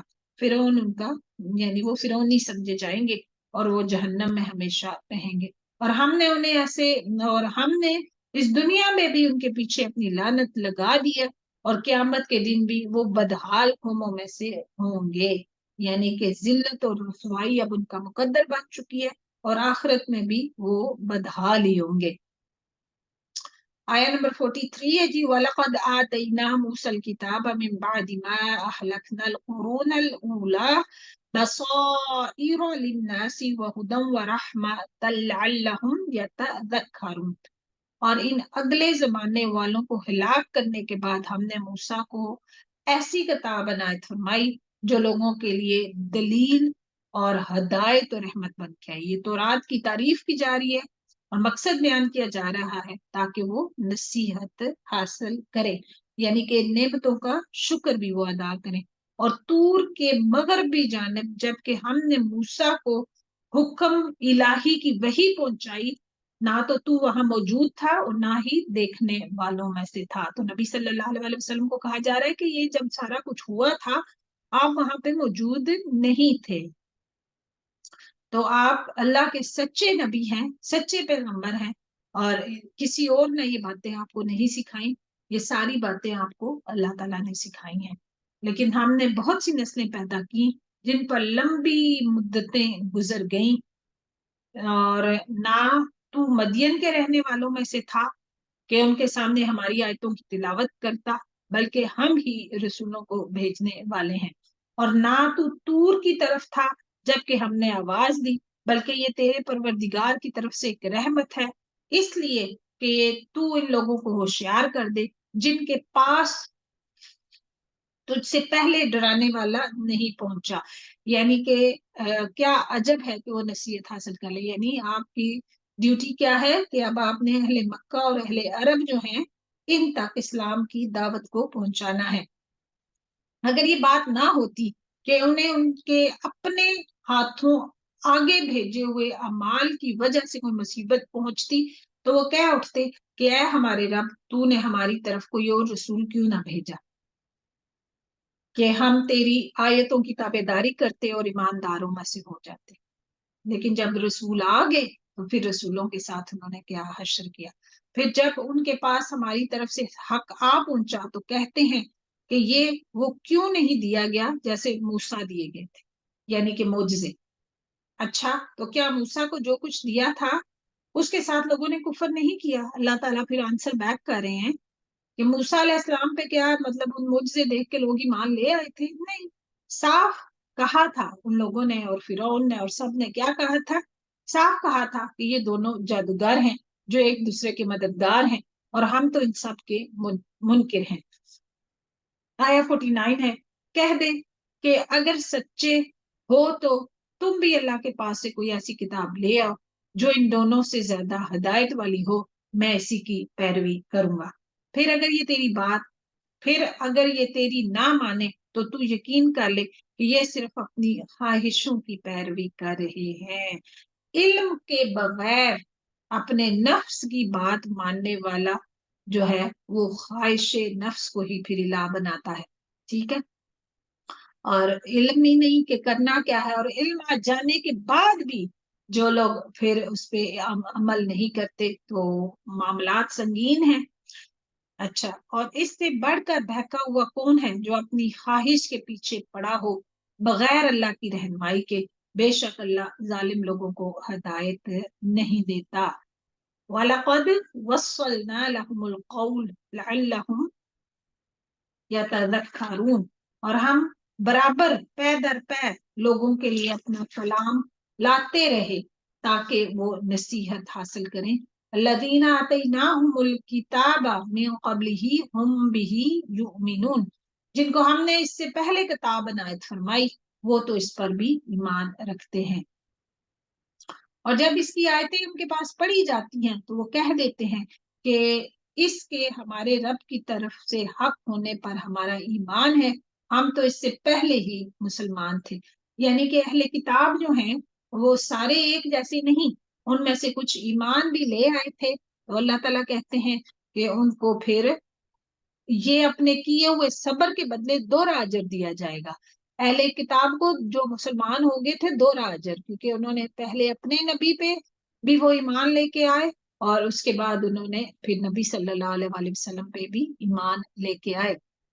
اور یہ کہ ان کی بہت بڑی صفت کیا ہے کہ یہ نیکی سے بدی کو ٹالتے ہیں، یہ ان کی بہت بڑی بات ہے۔ اپنے آپ سے بھی اگر کوئی گناہ ہو جائے تو بھی انسان کو اس کے بدلے استغفار توبہ تو کرنی چاہیے، لیکن نیکی کرنی چاہیے کہ برائی کا جواب وہ برائی سے نہیں دیتے بلکہ معاف کر دیتے ہیں اور درگزر کرتے ہیں، اور ہم نے جو انہیں دے رکھا ہے اس میں سے خرچ کرتے ہیں۔ اور جب بےہودہ بات کان میں پڑتی ہے تو اس سے کنارہ کر لیتے ہیں اور کہہ دیتے ہیں کہ ہمارے عمل ہمارے لیے، تمہارے عمل تمہارے لیے، تم پر سلام ہو، اور ہم جاہلوں سے الجھنا نہیں چاہتے۔ تو یہ بھی بہت ہی کمال کی بات ہے، کیونکہ جاہل جو ہے نا وہ کمزور ہوتا ہے، ٹھیک ہے، تو ان کے ساتھ یہ ہے کہ بحث وہ بس اڑ جائے گا اپنی بات پہ، تو ان سے بحث جو ہے اور گفتگو کا کوئی فائدہ ہی نہیں۔ تو جاہلوں کو دور سے ہی سلام جو ہے وہ کر دینا چاہیے۔ آپ جسے چاہیں ہدایت نہیں دے سکتے بلکہ اللہ ہی جسے چاہے ہدایت کرتا ہے، ہدایت والوں سے وہی خوب آگاہ ہے۔ کہنے لگے اگر ہم آپ کے ساتھ ہو کر ہدایت کے تابع دار بن جائیں تو ہم تو اپنے ملک سے اچک لیے جائیں گے۔ کیا ہم نے انہیں امن و امان اور حرمت والے حرم میں جگہ نہیں دی جہاں تمام چیزوں کے پھل کھچے چلے آتے ہیں جو ہمارے پاس بطور رزق ہے، لیکن ان میں سے اکثر نہیں جانتے۔ یہ مکہ کی خصوصیت ہے کہ نہ صرف پوری دنیا سے لوگ وہاں پہ کھچے چلے آتے ہیں بلکہ تمام دنیا کی نعمتیں بھی جو کہ وہاں پہ پیدا بھی کچھ بھی نہیں ہوتا پھر بھی آپ کو وہاں ملتی ہیں۔ اور ہم نے بہت سی وہ بستیاں تباہ کر دی جو اپنی عیش و عشرت میں اترانے لگی تھی، یہ ہیں ان کی رہائش کی جگہیں جو ان کے بعد بہت ہی کم آباد کی گئی، اور آخر ہم ہی سب کچھ وارث ہیں۔ تیرا رب بستیوں کو اس وقت تک ہلاک نہیں کرتا جب تک ان کی کسی بڑی بستی میں اپنا پیغمبر نہ بھیج دے۔ پیغمبر جو ہے مرکزی شہر میں آتے ہیں، ٹھیک ہے، آتے رہے ہیں، جو انہیں ہماری آیتیں پڑھ کر سنا دے، اور ہم بستیوں کو اس وقت ہلاک کرتے ہیں جبکہ وہاں والے ظلم و ستم پہ کمر ہی کاسنے، ٹھیک ہے، یعنی کہ بالکل وہ ایمان نہ لائیں، پھر وہاں عذاب آتا ہے، اور تمہیں جو کچھ دیا گیا ہے وہ صرف زندگی دنیا کا سامان اور اس کی رونق ہے۔ ہاں اللہ کے پاس جو ہے وہ بہت ہی بہتر اور دیر پا ہے، کیا تم سمجھتے نہیں ہو؟ ہر چیز جو اللہ تعالیٰ نے ہمیں دی ہے نا اس کو اس نظر سے دیکھیں کہ یہ ہماری نہیں ہے، یہ اللہ کی ہے، یہ اللہ تعالیٰ نے ہمیں دی ہے۔ تو پھر آپ یقین کریں، چاہے وہ مال ہے، چاہے وہ زیور ہے، چاہے وہ کچھ بھی ہے، ایک تو اس کی قدر بھی آپ کو آئے گی، دوسرا اگر آپ کو اللہ کی راہ میں خرچ کرنے میں شیطان آپ کے دل کو بخیل کر رہا ہے تو بھی آپ کے دل کو استقامت ملے گی کہ اللہ نے ہی دی ہے اور اللہ ہی کے راستے میں ہم اس کو خرچ کر رہے ہیں۔ تو یہاں پہ اس حقیقت سے انسان کو ہمیشہ باخبر رہنا چاہیے کہ دنیا کی رونقیں عارضی ہیں تو حقیر بھی ہیں، اور جبکہ اللہ تعالیٰ کے پاس اہل ایمان کے لیے دائمی نعمتیں، آسائشیں اور سہولتیں ہیں۔ حدیث میں ہے کہ اللہ کی قسم دنیا آخرت کے مقابلے میں ایسی ہے جیسے تم میں سے کوئی شخص اپنی انگلی سمندر میں ڈبو کر نکال لے، پھر دیکھے کہ سمندر کے مقابلے میں انگلی میں کتنا پانی ہوگا۔ سبحان اللہ۔ وقتی طور پہ بس انگلی گیلی ہوگی، اور اگر کسی کو بہت زیادہ مل گیا ہے تو یہ ہے کہ آپ انگلی کو ایسے کریں گے تو کوئی ڈراپ آپ کی انگلی سے گر جائے، بس اتنا۔ تو اس دنیا کی خاطر ہم لوگوں نے کیا کچھ اپنا تن من دھن ہم لوگوں نے لگا دیا ہے۔ اللہ تعالیٰ کہتے ہیں کہ افلا تعقلون، ویسے تو تم بڑے عقل مند بنتے ہو، تمہیں سمجھ نہیں آتی ہے اس بات کی، عقل کوئی نہیں تم رکھتے کہ تم سے پہلے لوگ جو چلے گئے، یہ فرعون اور یہ سارے کے قصے بیان کیے جا رہے ہیں، اور اہل مکہ کو بھی بتایا جا رہا ہے یہ ساری باتیں ہیں کیونکہ اہل مکہ میں بھی ابو جہل لوگ یہ سارے یہ فرعون تھے، فرعون کا کریکٹر وہ جو ہے وہ دوبارہ سے وہ دہرا رہے تھے۔ تو اللہ تعالیٰ کے اور ہمارے لیے بھی اس میں بہت بڑا سبق ہے کہ دنیا کی زندگی میں ہم نے کوئی اتنا دل لگا لیا، اتنا دل کہ ہم نے ادھر سے جانا ہی کوئی نہیں۔ اچھا، کیا وہ شخص جس سے ہم نے نیک وعدہ کیا ہے، جس سے وہ قطن پانے والا ہے، مثل اس شخص کے ہو سکتا ہے جسے ہم نے زندگانی دنیا کی کچھ یوں ہی سی منحفت دے دی ہو، پھر آخرت بالآخر وہ قیامت کے روز پکڑا باندھا حاضر کیا جائے گا۔ کمپیریزن کریں، جس سے اللہ راضی ہو اور جس سے اللہ ناراض ہو، تو کیا وہ دو شخص برابر ہو سکتے ہیں؟ وَيَوْمَ يُنَادِيهِمْ فَيَقُولُ أَيْنَ شُرَكَائِيَ الَّذِينَ كُنتُمْ تَزْعُمُونَ، اور جس دن اللہ انہیں پکار کر فرمائے گا کہ تم جنہیں اپنے گمان میں میرا شریک ٹھہرا رہے تھے وہ کدھر، کہاں ہیں وہ، ذرا لے کے آؤ اب ان کو۔ جن پر بات آ چکی ہے وہ جواب دیں گے کہ ہمارے پروردگار یہی وہ ہیں جنہیں ہم نے بہکا رکھا تھا یعنی ان کا جاہل عوام کی طرف اشارہ ہوگا، تو ہم نے انہیں اس طرح بہکایا جس طرح ہم خود بھٹکے ہوئے تھے۔ ٹھیک ہے، تو یعنی ہم خود بھی گمراہ تھے اور ہم نے ان کو بھی گمراہ کیا۔ ہم تیری سرکار میں اپنی دست برداری کرتے ہیں، یہ ہماری عبادت نہیں کرتے تھے، یعنی ہم ان سے اب بیزار ہیں، الگ ہیں، ہمارا ان سے اب کوئی تعلق نہیں۔ ٹھیک ہے، اور دوسرے یہ کہ یہ ہماری عبادت نہیں کرتے تھے بلکہ اپنی خواہشات کی پیروی کرتے تھے۔ ٹھیک ہے یعنی وہ معبودین جن کی یہ دنیا میں عبادت کرتے رہے ہیں وہ وہاں جا کے اللہ کے سامنے انکار کر دیں گے۔ کہا جائے گا کہ اپنے شریکوں کو بلاؤ، وہ بلائیں گے لیکن انہیں وہ جواب نہ دیں گے اور سب عذاب دیکھ لیں گے، کاش یہ لوگ ہدایت پا لیتے۔ اس دن انہیں بلا کر اللہ پوچھے گا کہ تم نے نبیوں کو کیا جواب دیا تھا، اب بتاؤ ذرا۔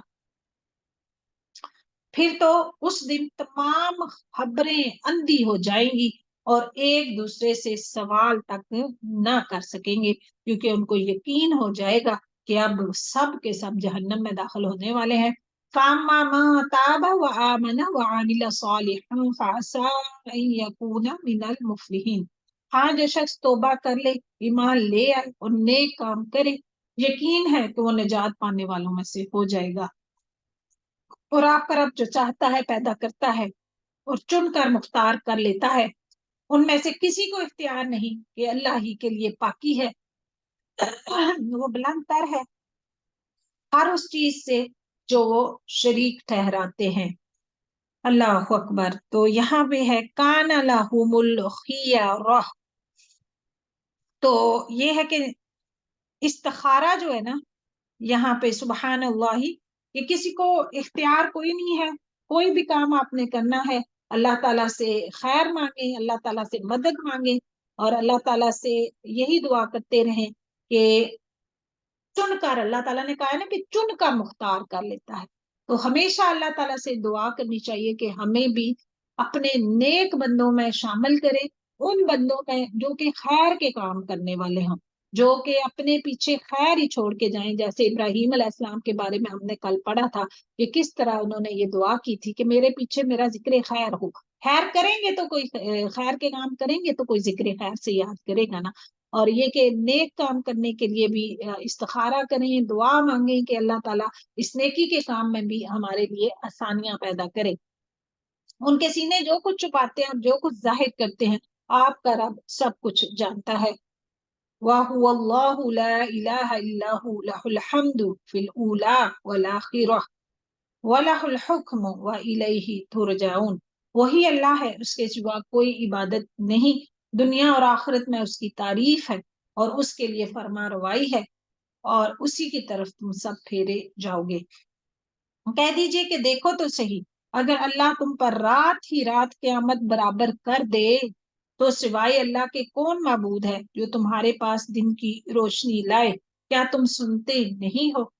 پوچھئے کہ یہ بھی بتا دو کہ اگر اللہ تم پر ہمیشہ قیامت کے تک دن ہی دن رکھے, رات آئے کوئی نہ, تو بھی سوائے اللہ کے کوئی معبود ہے جو تمہارے پاس رات لے آئے جس میں تم آرام حاصل کرتے ہو؟ کیا تم دیکھتے نہیں؟ مختار کل اللہ تعالیٰ کی ذات ہی ہے. آیا نمبر 73 سورہ القصص. اس نے تو تمہارے لیے اپنے فضل و کرم سے دن رات مقرر کر دیے ہیں کہ تم رات میں آرام کرو اور دن میں اس کی بھیجی ہوئی روزی تلاش کرو. یہ رول ہے اور یہ اس لیے کہ تم شکر ادا کرو. تو یہ فطرت ہے, دن کو کام کریں, رات کو آرام کریں. اور جس دن انہیں پکار کر اللہ فرمائے گا کہ جنہیں تم میرے شریک خیال کرتے تھے وہ کہاں ہیں, اور ہم ہر امت میں سے ایک گواہ الگ کر لیں گے اور کہیں گے کہ اپنی دلیلیں پیش کرو, پس اس وقت جان لیں گے کہ حق اللہ کی طرف سے ہے اور جو کچھ افطرا وہ جوڑتے تھے سب ان کے پاس سے کھو جائے گا. یعنی کہ کچھ بھی ان کے کام نہیں آئے گا جو وہ جھوٹ کرتے رہے ہیں یا جو بھی. قارون, اچھا جی, یہ بڑا نام قارون ہے جو کہ تھا وہ اسرائیلی, ٹھیک ہے, لیکن اس کا جو دوستی تھی نا وہ فرعون کے ساتھ تھی. ایسا ہوتا ہے نا کہ سم ٹائم آپ مطلب کسی غریب خاندان سے ہوں یا کچھ اس طرح, بنی اسرائیلی تو غلام تھے نا, لیکن یہ کہ قارون کو جو ہے پھر دولت آ گئی اس کے پاس کافی, تو اس نے ذرا اپنا سٹیٹس سمبل کہ میں فرعون جو اس وقت کا بادشاہ ہے اس کے ساتھ ذرا تعلقات میں اپنے صحیح رکھوں. ایسا ڈے ٹو ڈے لائف میں بھی ہوتا ہے کہ مطلب کسی کو کچھ مل جائے تو اس کا یہی ہوتا ہے کہ میرا ذرا امیر لوگوں کے ساتھ میرے تعلق ہوں. تو قارون پھر ظاہر ہے جس کے کمپنی میں بیٹھتا تھا پھر ویسے ہی سوچتا تھا. تو قارون جو تھا قارون تھا تو قوم موسیٰ سے تھا, اسرائیلی تھا, لیکن ان پہ ظلم کرنے لگا تھا, اپنی ہی قوم پہ وہ ظلم کرنے لگا تھا. کیوں؟ کیونکہ اس کے پاس مال و دولت کی فراوانی آ گئی.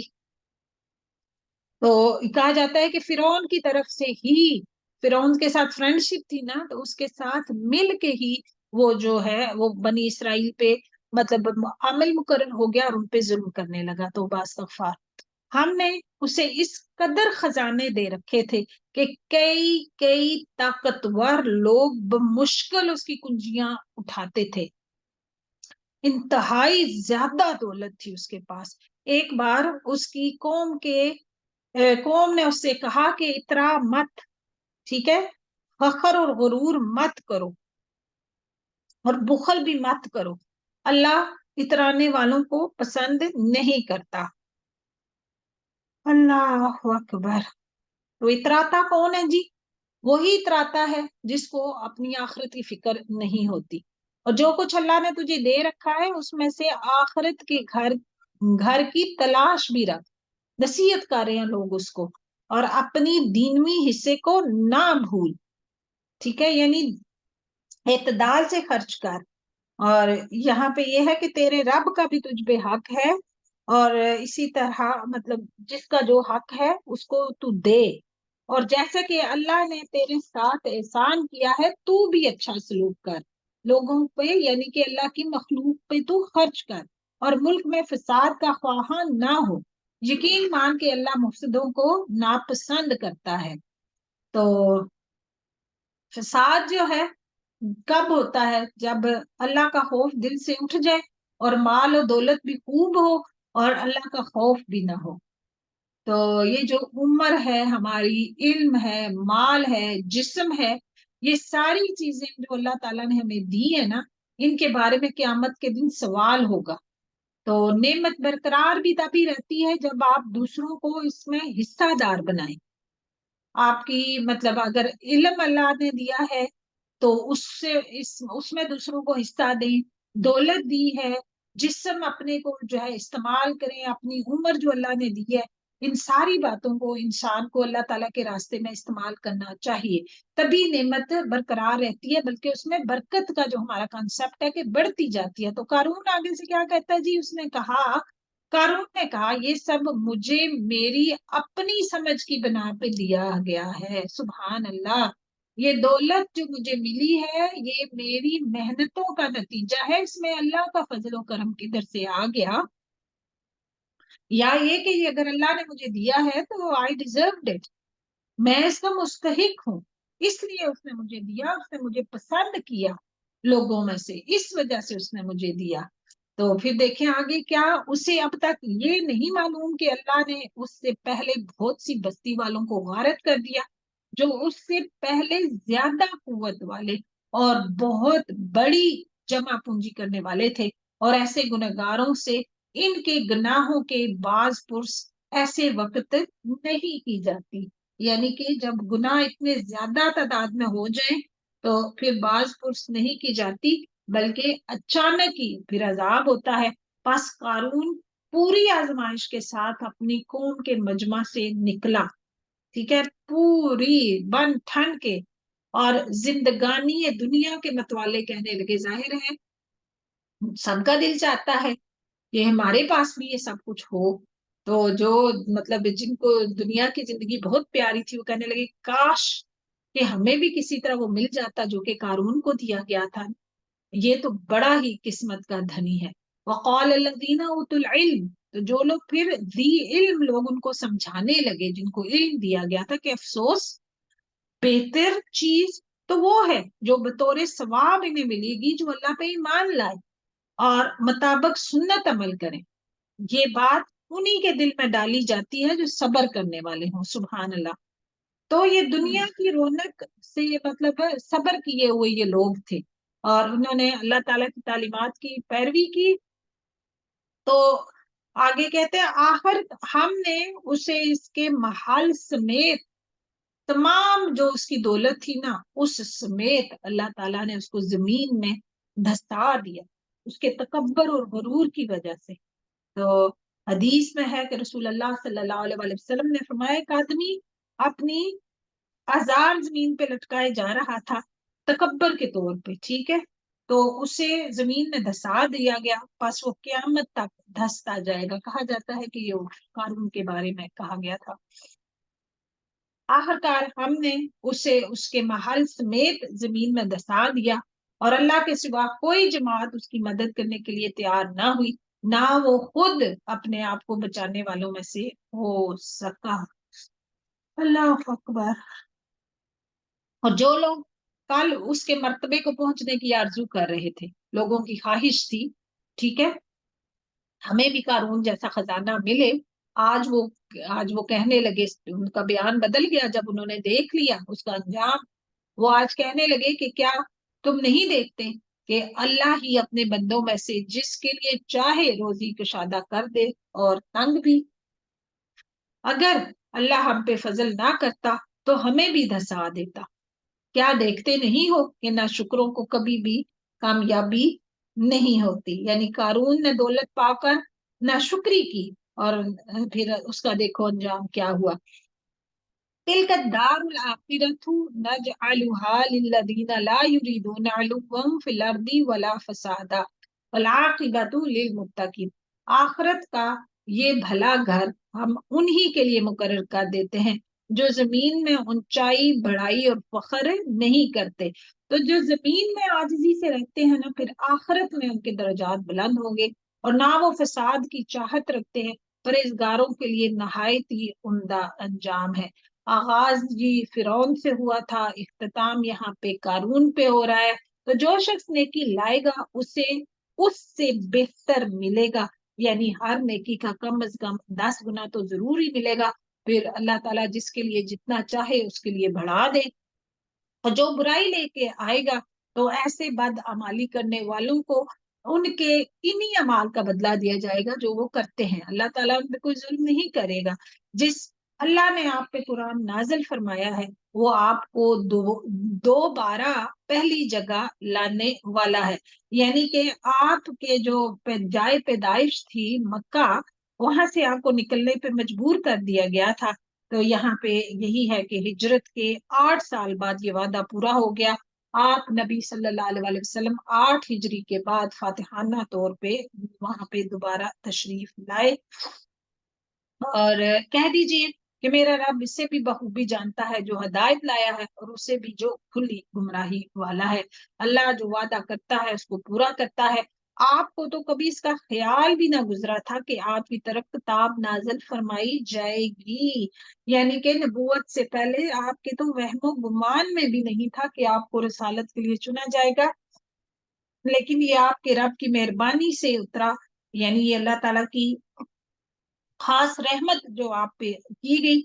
अब आपको हरगिज काफरों का मददगार न होना चाहिए। ख्याल रखिए कि ये कुफार आपको अल्लाह की आयतों की तबलीग से रोक न दे। इसके बाद कि ये आपकी जानब उतारी गई तो अपने रब की तरफ बुलाते रहें और शिरक करने वालों में से ना हो। वला तदउ मअल्लाहि इलाहन आखर ला इलाहा इल्ला हु कुल्लु शैइन हालिकुन इल्ला वजह लहुल हुक्म व इलैहि तुरजाऊन। अल्लाह के साथ किसी और को माबूद ना पुकारना, बजुज इसके कोई और माबूद नहीं, हर चीज फना होने वाली है सो उसकी जात के, उसी के लिए फरमा रवाई है और तुम इसकी तरफ लौटाए जाओगे। अल्लाह अकबर जी। सूरतुल अनकबूत है, मक्की सूरा है, 69 आयात है, इसमें 7 रुकू हैं। बिस्मिल्लाहिर्रहमानिर्रहीम। अलिफ लाम मीम। अहसिबन नासु अन युट्रकू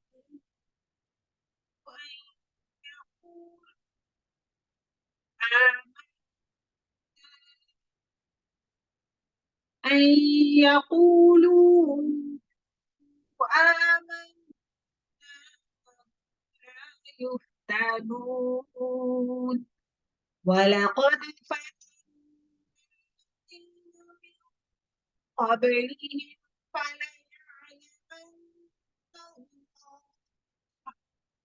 فليعلمن الله الذين صدقوا وليعلمن الكاذبين। शुरू अल्लाह के नाम से जो बहुत मेहरबान नहायत रहम करने वाला है। अलिफ लाम मीम। क्या लोगों ने ये गुमान कर रखा है कि उनके सिर्फ इस दावे पे कि हम ईमान लाए हम उन्हें बगैर आजमाए हुए छोड़ देंगे? सुभान अल्लाह। हर इंसान पे आजमाइश उसके दीन के मुताबिक होती है। सबसे ज्यादा जो सख्त आजमाइशें आई वो अंबिया पे आई, फिर सालिहीन, और दर्जा बदर्जा जू जू जिसका जो लेवल होता है उस पे आजमाइश उसी हिसाब से आती है। तो दीन में पुख्तगी भी इंसान की जो आजमाइश की वजह से ही होती है, और दीन की कमी भी। कुछ लोगों पे आजमाइश आती है तो वो अपने दीन में बढ़ जाते हैं, और कुछ लोग जो हैं वो उनमें फिर दीन में कमी आ जाती है। तो माशाल्लाह जी, जो हमारे फलस्तीनी बहन भाई हैं उन पे आजमाइश के आला तरीन जो मकाम है उस पे भी हैं वो। और हम सब को हमारे सामने ये बात है कि उन्होंने ये साबित कर दिया है कि मतलब वो अल्लाह ताला के चुने हुए लोग हैं। तो ये है कि और अल्लाह ताला ने ये कहा कि आजमाऊंगा, तो अल्लाह ताला ने आजमाया और वो आजमाइश में पूरे उतर रहे हैं। उनसे पहले लोगों को भी हमने खूब जांचा, यकीनन अल्लाह इन्हें भी जान लेगा जो सच कहते हैं और इन्हें भी मालूम कर लेगा जो झूठे हैं। क्या जो लोग बुराइयां कर रहे हैं उन्होंने ये समझ रखा है कि वो हमारे काबू से बाहर हो जाएंगे? ये लोग कैसी बुरी तजवीजें कर रहे हैं। भाग के इंसान कहाँ जा सकता है? अल्लाह से भाग के कहाँ जाएंगे? जिसे अल्लाह की मुलाकात की उम्मीद हो, बस अल्लाह का ठहराया हुआ वक्त यकीनन आने वाला है। वो सब की सुनने वाला और सब कुछ जानने वाला है। और जिसको फिर मुलाकात की जितनी ज्यादा उम्मीद होती है ना, उतने ही उसके अमाल सख्त होते हैं, उतनी ही ज्यादा वो इंसान मेहनत करता है। और हर एक कोशिश करने वाला अपनी अपने ही भले की कोशिश करता है। वैसे तो अल्लाह तमाम जहानों से बेनियाज है। अल्लाह अकबर। अल्लाह ताला को इससे कोई फायदा नहीं है, कुछ हासिल नहीं है कि इंसान जो है वो नेक अमल करे या बुरे अमल करे। और जो लोग ईमान लाए और उन्होंने नेक अमल किए, हमने उनके तमाम गुनाहों को उनसे दूर कर देंगे और उन्हें उनके नेक अमाल के बदले बेहतरीन बदले देंगे। तीसरी दफा ये आयत आ रही है, मतलब कि हमने हर इंसान को अपने माँ बाप के साथ अच्छा सलूक करने की नसीहत की है। हाँ, अगर वो ये कोशिश करें कि आप मेरे साथ ऐसे शरीक कर लें जिसका आपको इल्म नहीं, तो उनका कहना नहीं मानना। शिर्क अगर वालिदैन, तुम सबका लौटना मेरी ही तरफ है, फिर मैं इस चीज से जो तुम करते हो तुम्हें खबरदार कर दूंगा। और जिन लोगों ने ईमान कबूल किया, नेक काम किए, इन्हें हम अपने नेक बंदों में शुमार कर लेंगे। और बाज लोग ऐसे भी हैं जो जुबानी कहते हैं कि हम ईमान लाए, लेकिन जब अल्लाह की राह में कोई मुश्किल आन पड़ती है तो लोगों की एजा दही को अल्लाह के अजाब की तरह बना लेते हैं। हाँ, अगर अल्लाह की मदद आ जाए तो पुकार उठते हैं कि हम तो तुम्हारे ही साथी थे। आजमाइश आई तो पीछे हट गए, मदद आई तो साथ मिल गए।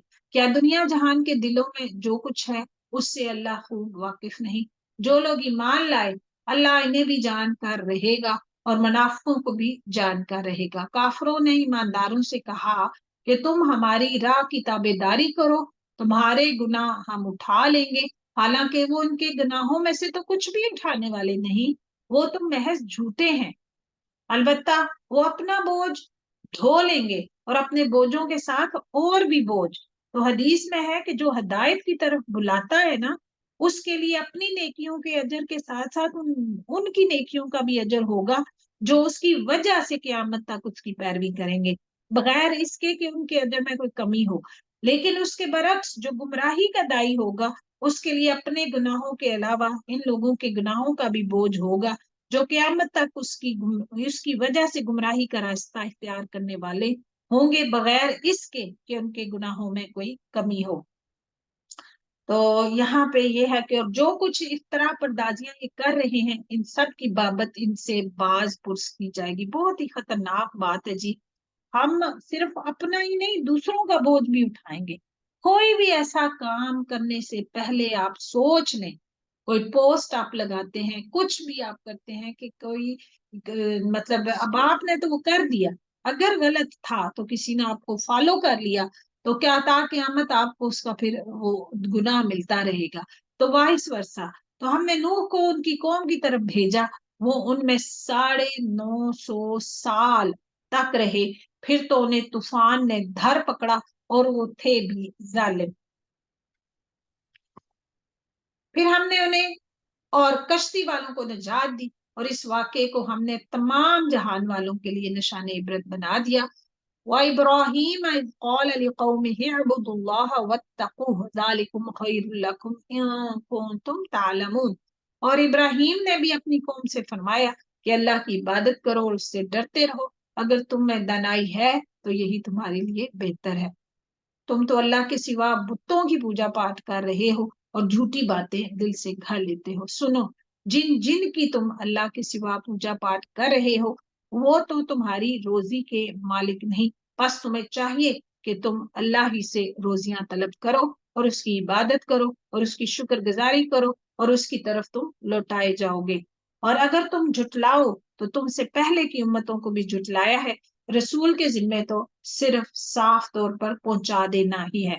क्या उन्होंने नहीं देखा मखलूक की इब्तदा किस तरह अल्लाह ने की? फिर अल्लाह उसका आदा करेगा, ये तो अल्लाह पर बहुत आसान है। کہہ دیجئے کہ زمین میں چل پھر کر دیکھو تو صحیح کہ کس طرح اللہ نے ابتداً پیدائش کی، پھر اللہ نے دوسری نئی پیدائش کرے گا. اللہ ہر چیز پہ قادر ہے. یعذب من یشاء ویرحم من یشاء والیہ تقلبون، جسے چاہے عذاب کرے، جس پر چاہے رحم کرے، تم سب اسی کی طرف لوٹائے جاؤ گے.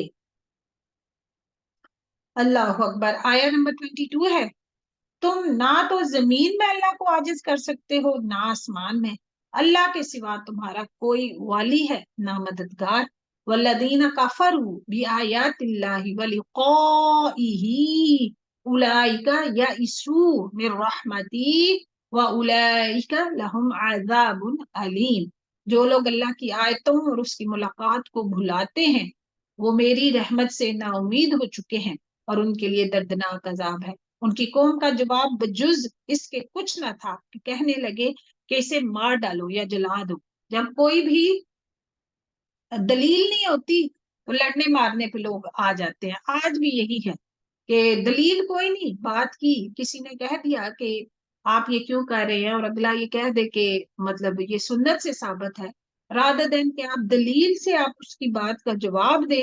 بس انسان کے تم تو ہو ہی ہے، تم تو ہو ہی وہ، مطلب اس طرح کی باتیں. تو یہ بھی ان کے پاس بھی دلیل کوئی نہیں تھی حضرت ابراہیم علیہ السلام کے، تو یہی کہ اس کو مار ڈالو، اس کو جلا دو. آخر اللہ نے انہیں آگ سے بچا لیا. اس میں ایماندار لوگوں کے لیے تو بہت سی نشانیاں ہیں. ابراہیم نے کہا کہ تم نے جن بتوں کی پرستش اللہ کے سوا کی ہے انہیں تم نے اپنی آپس کی دینوی دوستی کی بنا ٹھہرا لیا ہے. تم سب قیامت کے دن ایک دوسرے سے کفر کرنے لگو گے اور ایک دوسرے پہ لعنت کرنے لگو گے اور تمہارا سب کا ٹھکانہ دوزخ ہوگا اور تمہارا کوئی مددگار نہیں ہوگا. تو مومن صرف اللہ کی خاطر ہی محبت کرتا ہے. اگر کسی سے محبت کرتا ہے اور نفرت اگر کسی چیز سے کرتا ہے، کسی گناہ سے کرتا ہے، تو وہ اللہ کی ہی خاطر کرتا ہے. تو دوستی عام طور پہ کامن گراؤنڈز کی وجہ سے ہوتی ہے. ٹھیک ہے. تو متقین جو ہیں وہ قیامت کے دن ایک دوسرے کے مطلب دوست ہوں گے. اور پس ابراہیم پر لوط ایمان لائے، یعنی کہ یہ ان کے نیفیو تھے اور صدوم جو علاقہ ہے اس کے نبی بنا کے ان کو بھیجا گیا اور کہنے لگے میں اپنے رب کی طرف ہجرت کرنے والا ہوں. یعنی حضرت ابراہیم، اور بعض نے کہا کہ یہ حضرت لوط علیہ السلام نے کہا، خیر دونوں نے ہجرت کی. حضرت ابراہیم اور ان پر ایمان لانے والے لوط علیہ السلام کے لیے اپنے علاقے کوسی میں مطلب دونوں نکل گئے، حضرت ابراہیم علیہ السلام اور حضرت لوط علیہ السلام. وہ بڑا ہی غالب اور حکیم ہے. وَوَهَبْنَا لَهُ إِسْحَاقَ وَيَعْقُوبَ وَجَعَلْنَا فِي ذُرِّيَّتِهِ النُّبُوَّةَ وَالْكِتَابَ وَآتَيْنَاهُ أَجْرَهُ فِي الدُّنْيَا وَإِنَّهُ فِي الْآخِرَةِ لَمِنَ الصَّالِحِينَ. اور ہم نے اس ابراہیم کو اسحاق یعنی بیٹا اور یعقوب یعنی پوتا عطا فرمایا اور ہم نے نبوت اور کتاب ان کی اولاد میں ہی کر دی. یعنی کہ کئی نسلیں بنی اسرائیل کی جو ہے وہاں سے سارے پیغمبر آئے اور آخر نبی کریم صلی اللہ علیہ وسلم حضرت ابراہیم علیہ السلام کے دوسرے بیٹے حضرت اسماعیل علیہ السلام کی نسل سے نبی ہوئے. اور یہ بنی اسرائیلی یعنی کہ یہودی اور جو مسلمان ہیں یہ دونوں آپس میں یہ فیملی ہیں، کزنز ہیں، آپس میں ایک دوسرے کے مطلب بھائیوں کے بچے ہیں. تو دیکھیں بس، اور ہم نے دنیا میں ان کو ثواب دیا اور آخرت میں تو وہ صالح لوگوں میں سے ہیں. اور لوط کا ذکر کرو جبکہ انہوں نے اپنی قوم سے فرمایا کہ تم تو اس بدکاری پہ اتر آئے ہو جسے تم سے پہلے دنیا بھر میں کسی نے نہیں کیا. کیا تم مردوں کے پاس بدفعلی کے لیے آتے ہو اور راستے بند کرتے ہو؟ یعنی کہ یہ ان کی اور بھی برائیاں، صرف ایک ہی برائی نہیں، راستوں کو بند کرتے ہو. یعنی کہ آنے جانے والے مسافر جو تھے، جو لوگ تھے، ان کے مالوں کو زبردستی پکڑ لینا اور مال بھی کھینچ لینا، پھر ان سے بے حیائی بھی کرنا، جس کی وجہ سے لوگوں کا عام طور پہ بھی گھروں سے باہر نکلنا بہت زیادہ مشکل ہو گیا تھا. تو لوگ گھر میں ہی بیٹھے رہنے کو عافیت سمجھتے تھے اور اپنی عام مجلسوں میں بے حیائی کے کام کرتے ہو اوپنلی. अपने जो क्लब्स होते हैं, नादी होता है, क्लब मतलब एक जगह इकट्ठे होके यानी बातें करना, जो वो काम करते थे उसको फख्र समझते थे, ओपनली डिस्कस करते थे। तो बस तगफार। तो इसके जवाब में उसकी कौम से बजुज इसके और कुछ ना कहा कि बस जा, अगर सच्चा है तो हमारे पास अजाब ले आ। लूत अलैहिस्सलाम को वो ये कहते थे। तो लूत ने दुआ की, फिर क्या दुआ की? कौल रब्बी उन्सुरनी अलल कौमिल मुफसिदीन। तो लूत ने दुआ की कि परवरदिगार इस मुफसिद कौम पर मेरी मदद फरमा, क्योंकि दूसरा कोई मर्द भी नहीं था लूत अलैहिस्सलाम के साथ। तो और जब हमारे भेजे हुए फरिश्ते इब्राहिम के पास बशारत लेके पहुंचे, कहने लगे कि इस बस्ती वालों को हम हलाक करने वाले हैं, यकीनन यहाँ के रहने वाले गुनहगार हैं। यानी कि लूत अलैहिस्सलाम की दुआ फिर कबूल हो गई। तो यहाँ पे ये है कि इब्राहिम ने कहा इसमें तो लूत है। रिश्तों ने कहा यहाँ जो भी है हमें बखूबी इल्म है, लूत को और इसके खानदान को सिवाय उसकी बीवी के हम बचा लेंगे। अलबत्ता वो औरत पीछे रह जाने वालों में से है, क्योंकि वो अपनी कौम की हमदर्द थी। और कहा जाता है कि वो फरिश्ते जो कि मर्दों की शक्ल में आए थे, उनकी इतला भी उसी ने जाके अपनी कौम को दी थी। फिर जब हमारे कासिद लूत के पास पहुंचे तो वो उनकी वजह से गमगीन हुए और दिल ही दिल में रंज करने लगे। कासिदों ने कहा आप खौफ नहीं खाए, ना जरदा हो, हम आपको माँ आपके मुतल्लिकीन के बचा लेंगे, मगर आपकी बीवी के कि वो अजाब के लिए बाकी रह जाने वालों में से होगी। और हम इस बस्ती वालों पर आसमानी अजाब नाजल करने वाले हैं, इस वजह से कि ये बेहुक्म हो रहे हैं। या रब्बल आलमीन। वलक़द तरकना मिन्हा आयतम बय्यिनतन लिक़ौमी याक़िलून। अलबत्ता हमने इस बस्ती को सरी इबरत का निशानी बना दिया है इन लोगों के लिए जो अक्ल रखते हैं। और मदियन की तरफ हमने उनके भाई शुएब को भेजा। उन्होंने कहा ऐ मेरी कौम के लोगों, अल्लाह की इबादत करो, क़यामत के दिन की तवक्को रखो और जमीन में फसाद ना करो। फिर भी उन्होंने उन्हें झुठलाया। आखिरकार उन्हें जलजले ने पकड़ लिया और वो अपने घरों में बैठे के बैठे मुर्दा होके रह गए, घरों के अंदर ही। अल्लाह माफ करे। जिसको घर लोग समझते हैं, यही समझते हैं ना कि अपने घर में हम महफूज हैं, तो उसी उन्हीं घरों के अंदर ही अल्लाह ने उनको हलाक कर दिया। आया नंबर 38 है। और हमने आदियों और समूदियों को भी गारत किया, जिनके बाज मकानात तुम्हारे सामने जाहिर हैं। यानी कि यमन के करीब जो है कोमेयात की बस्ती और समूद की बस्ती हिजर, जिसे आजकल मदाइना साले कहते हैं, ये यानी कि अरबों के आसपास अनजान कुछ नहीं था, सब उनको पता था। और शैतान ने उन्हें उनकी बदअमालियां रास्ता करके दिखाई और उन्हें राह से रोक दिया था, बावजूद ये कि वो आंखों वाले और होशियार थे। मसला क्या था कि हक से रोकते थे। दुनियावी लिहाज से ये सारी कौमें बहुत स्मार्ट थी, वेरी इंटेलिजेंट, वेरी रिच, लेकिन मसला क्या था? हक से रोकते थे। और कारून दौलत वाला था, फिरौन के पास बादशाही थी, हमान के पास वजारत थी, तो भी इनके पास मूसा जो है ये खुले खुले मोजजात लेकर आए। फिर भी उन्होंने जमीन में तकब्बर किया, लेकिन हमसे आगे बढ़ने वाले ना हो सके। फिर तो हर एक को हमने उसके गुनाह के वबाल में गिरफ्तार कर लिया। उनमें से बाज पर तो हमने पत्थरों का मी बरसाया, यानी कौमे आद पे, और इनमें से बाज को जोर आवर सख्त आवाज ने दबोच लिया, यानी कौमे साले को। और इनमें से बाज को हमने जमीन में धसा दिया, यानी कि कारून को। और इनमें से बाज को हमने डबो दिया, यानी फिरौन को। अल्लाह ऐसा ना था कि इन पर जुल्म करे, बल्कि वो खुद अपनी जानों पे जुल्म करते थे। तो या अल्लाह, बस जो आज के फिरौन बने हुए हैं, या अल्लाह तू भी उनसे निपट ले। जिन लोगों ने अल्लाह के सिवा और कारसाज मुकर्रर कर रखे हैं, यानी कि जो शिरक करते हैं, हम ये मिसाल देखें जी, इनकी मिसाल मकड़ी की सी है, कमासलिल अनकबूत। मकड़ी की मिसाल है कि वो भी एक घर बना लेती है, हालांकि तमाम घरों में ज्यादा कमजोर घर मकड़ी का ही घर होता है। कि काश वो ये जान लेते, क्योंकि घर का पर्पस क्या होता है? सर्दी से बचाए, मतलब एक सुकून और हिफाजत, और आप वहां पे आराम से रह सके। لیکن مکڑی کا گھر تو نہ سردی سے بچا سکتا ہے، نہ گرمی سے بچا سکتا ہے، نہ اس میں کوئی رہ سکتا ہے. تو بال سے بھی 20 گنا زیادہ باریک وہ جو تان رہی ہوتی ہے اپنی، مطلب دھاگا جو اس مکڑی کے منہ سے نکلتا ہے جس سے وہ اپنا گھر بناتی. تو دنیا کی مثال اللہ تعالیٰ نے اس مکڑی کے گھر سے، کبھی مچھر کے پر سے، کبھی مکڑی کے گھر سے.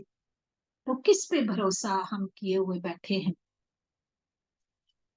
تو اللہ ان تمام چیزوں کو جانتا ہے جنہیں وہ اللہ کے سوا پکار رہے ہیں. وہ زبردست ہے، ذی حکمت ہے. وَتِلْكَ الْأَمْثَالُ نَضْرِبُهَا لِلنَّاسِ وَمَا يَعْقِلُهَا إِلَّا الْعَامِلُونَ. ہم ان مثالوں کو لوگوں کے لیے بیان فرما رہے ہیں، انہیں صرف علم والے ہی جانتے ہیں. خلق اللہ السماوات والارض بالحق ان فی ذلک لآیۃ للمؤمنین. اللہ نے آسمانوں اور زمین کو مصلحت اور حق کے ساتھ پیدا کیا ہے ایمان والوں کے لیے، تو اس میں بڑی بھاری دلیل ہے. سبحان اللہ جی. انسان کا عقیدہ جو ہے وہ بہت درست ہونا چاہیے. تو یہاں پہ یہ بہت زیادہ اسباق تھے آج کے سبق میں. اللہ تعالیٰ ہمارے حال پہ رحم فرمائے. آمین.